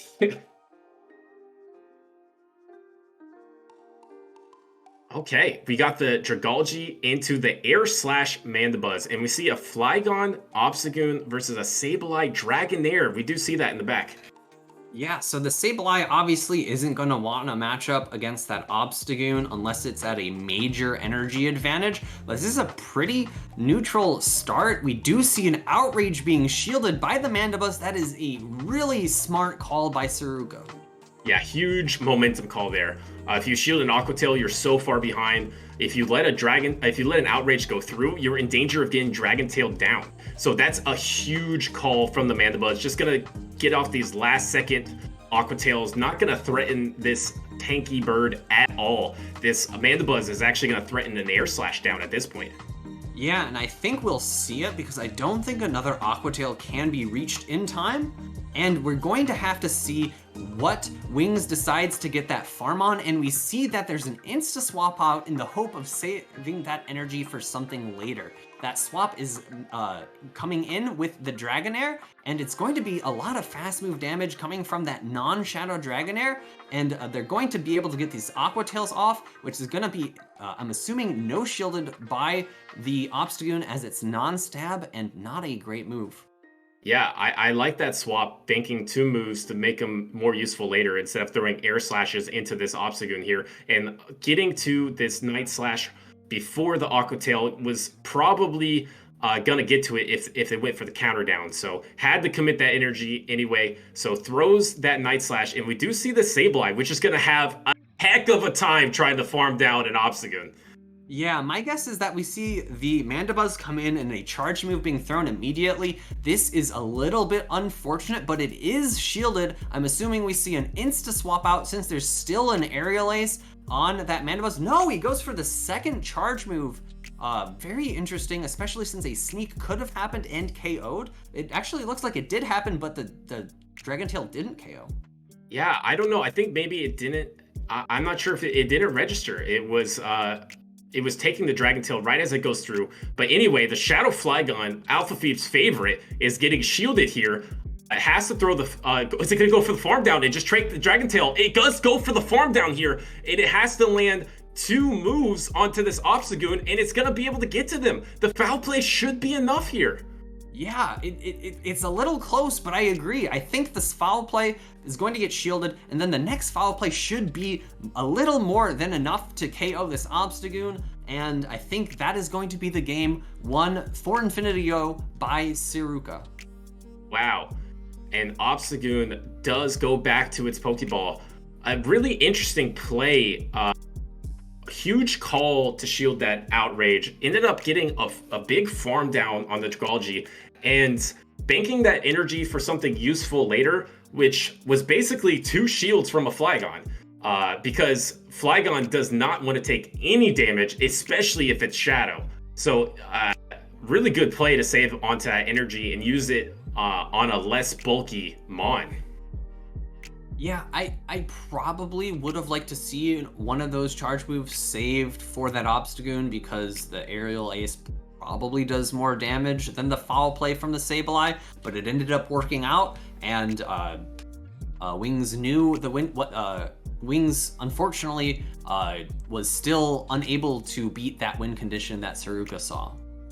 Yeah, and I mean, really, it came down to one turn, because I think that Shadow Claw that took out the Flygon, one turn later, that Flygon gets to a Dragon Claw to actually win the game. So that was very close in the end. And here we go, the Sudowoodo into the Dragalge, which is a good matchup for Dragalge. So you see an instant swap into the Dragonair, met by the Mandibuzz. Yeah, there's no super hard answer for this Dragonair, so you send in your bulkiest Mon that you are pretty sure can win back switch as long as they don't double shield. We do see a no shield coming from this Dragonair, potentially going for the Dragon Pulse nuke here to in an attempt to try to flip switch. Yeah, and a no shield instantly, feeling confident that this Mandibuzz can take the Dragon Pulse. Not the best move ever, and be able to still go for this farm down, easily taking back swap and having energy to spare here. This is a huge swing from Wings.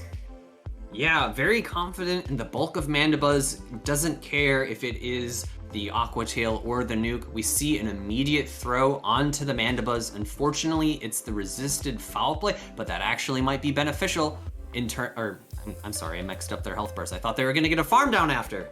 Yeah, the thing is, Mandibuzz is a Pokemon that doesn't need the blind throw as much as other ones, because it's so bulky, it could take a fast move no matter what. So it did decide to blind throw a move, which was resisted. So not the best play there. You could have waited, but this Mandibuzz does eventually get the farm down here, and it's into the Shadow Flygon, who gets an extra Dragon Tail. That's not nothing. Yeah, it's going to be interesting to see how Wings decides to play this. You have a couple of options. Either no shield everything on Flygon and put everything on the back of Dragalge, or double shield the Flygon in order to get as much Dragon Tail damage on your opponent's Pokemon as possible. Yeah, and not threatened too hard by these air slashes. Going for these Dragon Tails, Mandibuzz saving energy, trying to precisely time it to right before the Dragon Claw does so. The foul play will take out the Flygon here, just letting it go. This Mandibuzz does have some health. It's hard to farm it down. Do they get the farm down with the Dragon Tails? They don't. 1 health left. Maybe a PvP IV spread. The foul play comes off from the Dragalge. Yeah, I'm a little bit surprised to see the shield here, see the no shield here. Some interesting things happening with the swap, but then the Sudowoodo comes in. I don't think it's gonna pace to 2 moves, so it's a little bit risky to no shield that Mandibuzz's charge move. Yeah, I mean, the thing is, this Dragalge is just sitting on 2 shields, banking on the fact that it can resist these counters and just Dragon Tail its way through. The Sudowoodo knows this isn't working out. It's not you, it's me. I'm good. Sudowoodo goes down. Yeah, I think if that Sudowoodo was spiced up and was running Rock Throw, I think it could have won, since those Rock Throws are neutral, and that's why I was very afraid. I guess from Wings' perspective, he hadn't seen the Sudowoodo, or no, he had. It was Sudowoodo on the lead, right? Yes. So he didn't know the move set, and I think either way, it's still safer to shield that 1 charge move, because I don't think the counter to get to 2 rock slides was gonna outpace Dragalge. And maybe your lose condition is the opponent having Rock Throw, so that shield could have been safer either way, because you could have been in a 2 shield situation and just get Rock Throw down. That would be a sight. So that's 10 for MagnisPvP. That means that they're 1 win away from taking this factions battle in the quarterfinals. They're right on the edge here. We're going to see if Infinity is going to be able to fight back and climb back from the abyss. It's 10-7. This could be a deciding game here, and it's Dragalji and the Mandibuzz once again. Yeah, got a bulk monster against that hard-hitting Dragon Tail. It's a fairly neutral matchup. We'll see if Wings go straight for the Outrage again, or if they've learned from their past mistakes and might go for a bait. Yeah, and looks like the foul play is going to go through. Do they go for the bait Aqua Tail? This is going to be match number 3, and it's a swap. It's a swap into the Umbreon. Wanted to take this damage no matter what on the Umbreon, and it is the Outrage, but Umbreon is, if not as thick as Mandibuzz, a little thicker. Yeah, Umbreon is one of my favorite Pokemon to use in Open Great League because it is just so safe as a swap. We do see one of its hardest answers here in the Escavalier being able to hit it with that super effective bug type charge move. However, it is going to throw the nuke right away. This would have been a very strong shield coming from Saruka. However, I think actually a Adrenaline would have been kind of close to KOing. Yeah, really close on the dimensions there. Deciding to just go for the move that assures the matchup, and these air slashes are coming through. Once they actually throw the energy, expecting maybe there could be some kind of aerial ace or something that will threaten the Mandibuzz before getting the Mega Horn energy, just being more safe than sorry. So just taking out the Escavalier, and here comes the Aqua Tails, but Aqua Tails is not quite enough. Yeah, I don't think this is going to take out the Mandibuzz. However, we do have 2 shields, I believe, on both people in the back for Dragon types. We see this charge move go off. I think this is going to be a very close. It's going to be Ivy dependent because we're going to have those Dragon Breaths coming in and we're going to have the Dragon Tails coming out. It's going to be so much fast move damage in this Mirror Dragon matchup. My goodness, and it's gonna come down to it, and it's a simultaneous, but there's a Pokemon alive from MagnisPvP. Trainers, oh no, from Infinity. Wait, what happened? Alpha Phoebe, help me out. Yeah, the Mandibuzz was still alive. There were 4 shields still available to those trainers that didn't get used. They had so much faith in their Pokemon behind. I believe that makes it... Wait. No, I think you're right. Wait, I'm so confused. Who was alive? 11-7? Chat, help. Who was alive there? I thought it... Saruka won. Who did Saruka have? Did Saruka have the Mandibuzz? The damage was happening so fast that both of our casters are completely bamboozled. We have no idea what's going on. Apparently Nightwing knows better than us. I would trust him a lot more. His mind has probably already been blown by this game. Our minds are being blown for the first time.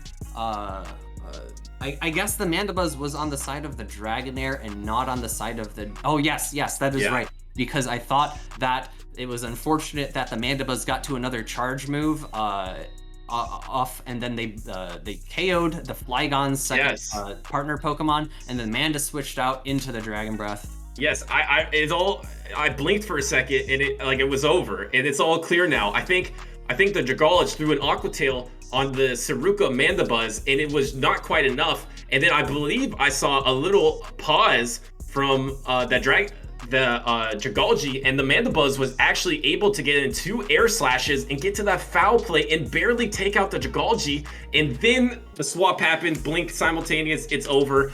And I think that Mandibuzz literally had like 5 hit points left, so they were able to take it and make it 10-8. They're coming back. Yeah, really, really solid stuff. I would have loved to see both trainers use their shields, but why don't we go out and say hi to Nightwing? What's good, guys? I made sure to unmute that. Nice, well done. What do you need shields for, right? I mean, they're saving shields for the final matchup, clearly. Smart. But we're in a pretty tough situation. MagnisPvP only needs 1. Yeah, it's all gonna be on the backs of this last player for Infinity Go Black in order to sweep and ensure the victory.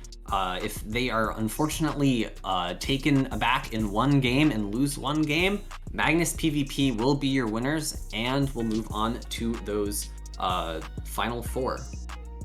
Yeah, absolutely. Infinity Go Black is once again backs against the wall, but they were last game too, and they dragon breathed their way to victory. So we're gonna see if they can pull off 3 wins in a row to take this quarterfinals. Yeah, you guys ready? Yeah. Let's get to it. All right, there we go. By that, I had no like funny quippy pun for comment, so yeah, there we go. No worries. And here we are in the final meta. We're gonna find out what it is in a second, but this is for everything. It's 10-8. It's gonna be Comet, and we're gonna have GB Lindo's Trainer Steiner against the Min D11. Okay. All right, and we got Comet incoming. Comet is factions that I haven't played myself, but for some reasons I feel like everything revolved around Escavalier. Is Escavalier and Comet as well? I don't think so. I think Escav is in Cave and Dungeon, Yeah. but I don't think it's in Comet. I could be wrong, and it looks like I'm right. I think both. I've seen a lot of Mew in Comet. I've seen a lot of Cresselia in Comet. I've seen some Vigoroths and some Obstagoons, and we see a lot of those same Pokemon here. And I see a lot of bulk. There is a lot of bulk in Comet. We got the Diggersby XL. We got the Cresselia with insane bulk. We got Mandibuzz with really good bulk on both sides, having all 3 of those Pokemon. And then 2 pseudo fighters on each side as well, with the Vigoroth and the Obstagoon here. These teams are almost identical, except for it looks like Ninetales in fire type for the Mind is the Magcargo instead of the Ninetales. Chat, I don't know if I'm okay. It looks like I'm seeing double. These teams are almost the same exact thing. You have a Charmer for a Charmer, you have a Fire type for a Fire type, you have a Counter User, and a Counter User, and a Counter User, and a Counter User that are all the same. Yeah, you're not wrong. It does look like double here. Alolan Ninetales for a Wigglytuff, and then the Cantum Ninetales for the Magcargo. This is interesting. What do you even ban? You got the same teams. If you're facing yourself, what do you do? This is what it's gonna come down to. Who do you? I don't know. My brain's broken. You just gotta put up the teams on a dartboard, close your eyes, and throw away. Yeah, I have to agree. We're gonna see what the bans are. If Nightwing can help us out, just give us a little break here. We have, okay, it's way different bans though. On the left hand side, we got both the pseudo fighters banned, Vigoroth and Obstagoon, and on the right side, we got the Charmer and Magcargo banned. Yeah, wow. I do like taking away those counter users in order to try to remove safe swap options from Trainer Steiner's side. However, Mew is a 3rd safe swap that exists on this team, and it's looking fairly neutral against a lot of these options. Of course, the Obstagoon is still in there, so my guess is that Trainer Steiner maybe doesn't use it quite as much as the Mind does. Yeah, and it almost looks like MagnisPvP. The Steiner, it looks like they're, hey, you didn't bring the right fire type and fairy type. I'm banning those because you didn't bring the Canto Ninetales and the Wigglytuff. So get those out of here. And the Pseudo Fighter is gone, so Vigoroth is looking very safe on the safe swap. But the thing is, it's very safe, but it's also not super impactful because there's just options all throughout the roster to handle the Vigoroth safe swap. Yeah, Cresselia is the meta's most predominant answer to the Vigoroth safe swap. Mandibuzz, of course, being pretty acceptable as well. My favorite Pokemon on both of these rosters, though, is that Cantonian Ninetales. I have casted Cantonian Ninetales once before, and I never know when they have both the Weather Ball Fire and the Overheat stored. I really need to learn my counts. I'm kind of embarrassed to say, but they get to it so fast. I'm always like, oh, this has to be another weather ball, and it's the nuke, and it one-shots whatever comes out because it's such a good move. And I love how you said Cantonian. And the thing is, what will the Mew movesets be? You don't necessarily want Shadow Claw because it's very resisted throughout the matchup. And we got the Wigglytuff into the Vigoroth. Everyone's wiggling away. The Vigoroth's wiggling, the Wigglytuff's wiggling. A lot of big eyes, big dreams. And here comes the first Body Slam with the Charm through. Yeah, the Mind, unfortunately not timing his fast moves correctly, allows a Charm through. However, I think the Vigoroth is still able to get to enough Body Slams to threaten a shield out of the Wigglytuff. We see the swap out into the Mandibuzz, and no immediate swap out by the Mind, probably trying to get some chip damage done before swapping into neither of their Pokemon because they're both not great against the Mandibuzz. Oh, wow. Okay, throwing the Body Slam at the last possible second. I don't know if that Mandibuzz tapped on their moves at all, if that was a CMP, but that Body Slam, and it was a CMP. No, it wasn't. It was a throw right after, and then swapped on the Diggersby. Yeah, we're gonna have to see the moveset on this Diggersby. A lot of Diggersbys have been running Hyper Beam, and this one is running Hyper Beam, which shores up this matchup a little bit. With Fire Punch and Earthquake, you only have a very weak hitting non-stab neutral move, but now you've got a stab nuke, which is able to do a lot of damage. We see the Hyper Beam coming out, missing the first set of bubbles, and we see no shield as of yet, and no shield on the Mandibuzz. We get a huge Hyper Beam. They don't even need the Excellent to take him out. The Hyper Beam takes out the Mandibuzz. Gonna go for this Fire Punch, but no. Really good counting from the Wigglytuff to deny this Fire Punch, but maybe not the most efficient use of this Ice Beam. This Diggersby is going to be able no shield it, let it go down. Now all the hopes and dreams of the Mind and their team is in Cresselia. Yeah, this Cresselia matchup is unfortunately not the most fun to play. A lot of it comes down to baiting, and a lot of it comes down to making sure that you don't get debuffed. Both trainers do have their secondary Pokemon to swap out into if they do happen to get debuffed. We see no debuff on the first Moonblast. Will we see one on the second one? Yeah, and we see the different movesets here from the Cresselia. MagnisPvP, oh my goodness, there it goes. The attack has dropped. That is huge in this matchup, but we do see a Grass Knot versus a Future Sight. Obviously, you're not going to be using a Future Sight here, but you could use a Grass Knot depending on the dimensions of the matchup to finish something off, and it is a swap out into the Vigoroth trying to get to a move first, and it does. And I don't think you can Psycho Cut down either. You're going to have to commit energy against this Vigoroth. Yeah, I totally agree. Psycho Cut not quite doing enough damage, although it could go for the Psycho Cut down if it's willing to give a shield. Yeah, it has 2 left. Why not? It's very committed to it. Gonna go for the Psycho Cut down. Gonna shield this Body Slam. Should get the Psycho Cut down before the next Body Slam comes out. 1, 2, 3 more 4 more Psychic Cuts. Wow, a Psychic Cut does nothing. And the Grass Knot bait into the CMP loss, shielded against the Moonblast.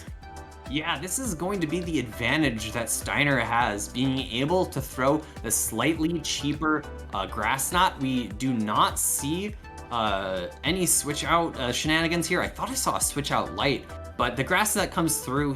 Steiner is going to have another Grass Knot extremely soon. We see that this is still likely going to be shielded. Yeah, Wigglytuff in the back.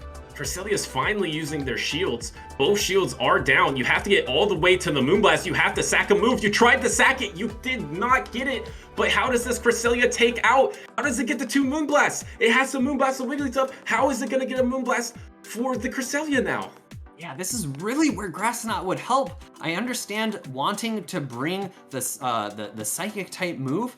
However, Future Sight is so much energy. Moonblast is more than 50 energy. You're unable to stack 2. The Grass Knot is reached because Steiner swapped at a very solid time that ensured that he outpaced the Mind to that second charge move. And that's it. That Grass Knot wins it. That's 11-8 for MagnisPvP. Well done. Yeah, really, really smart swap out by Trainer Steiner there, knowing the win condition over his opponent. Yeah, that was so interesting because on one side you swap out to Vigoroth and you're able to just shield through it. You're able to just shield through it and build up some energy. On the other side, you couldn't farm down the Wigglytuff. The charm was just too overwhelming. So actually that Wigglytuff pick probably won it. What a series, 11-8, really fun games. Congratulations, MagnisPvP. Yes, yo, I'm here to also say that they were able to pick up the other 2 games, so the final score was 13-8. But yes, MagnisPvP is the winner, so they are the final team to advance on into the semifinals. Yeah, that's the way math works there. But yeah, so Final Four, yo, congratulations to MagnisPvP. And very good games in Infinity Go Black. Yeah, very solid games each and every matchup. I'm really excited to see how the semifinals go. Of course, all the teams in this series have been excellent caliber, but as the rounds go on and on, I feel like there's just no way that these don't get more and more exciting. Yes, unfortunately, I don't actually have the information of where the next set of matches will be streamed, but I want to give a special shout out to Ghost Stadium, PvP Steve, and Dr. Trotter. We all grouped up together to be able to do each one. It was Monday, Tuesday, and there were 2 today, right? I definitely didn't watch the one that was at like 7 a.m.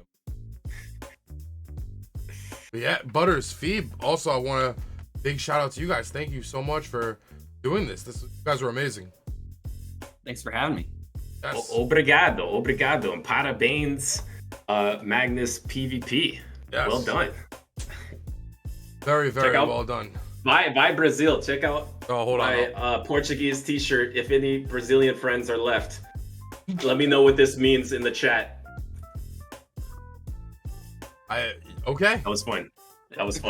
But all right, I want to again give a shout out to Silph and PvP Steve. Thank you for letting me do this.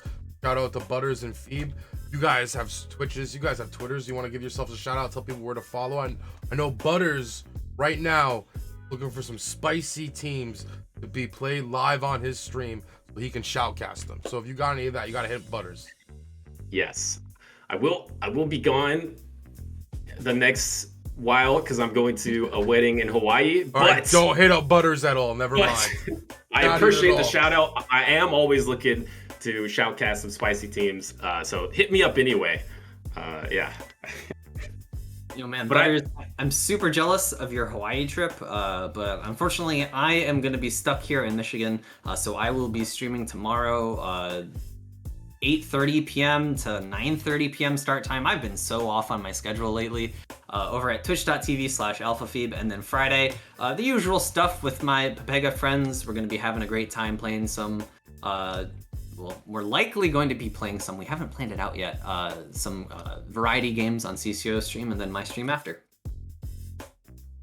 Awesome. Sounds great. And yeah, I am at twitch.tv/tuabutters, and this was really fun. This is my first time casting with Phoebe. I had a great time. I hope you all enjoyed it too. Nightwing always does amazing work. I try. I don't know how you do so many projects and you do so much. So well done, and looking forward to more in the future. Thank you. All right, I'm definitely about to queue up a raid. I have no idea who.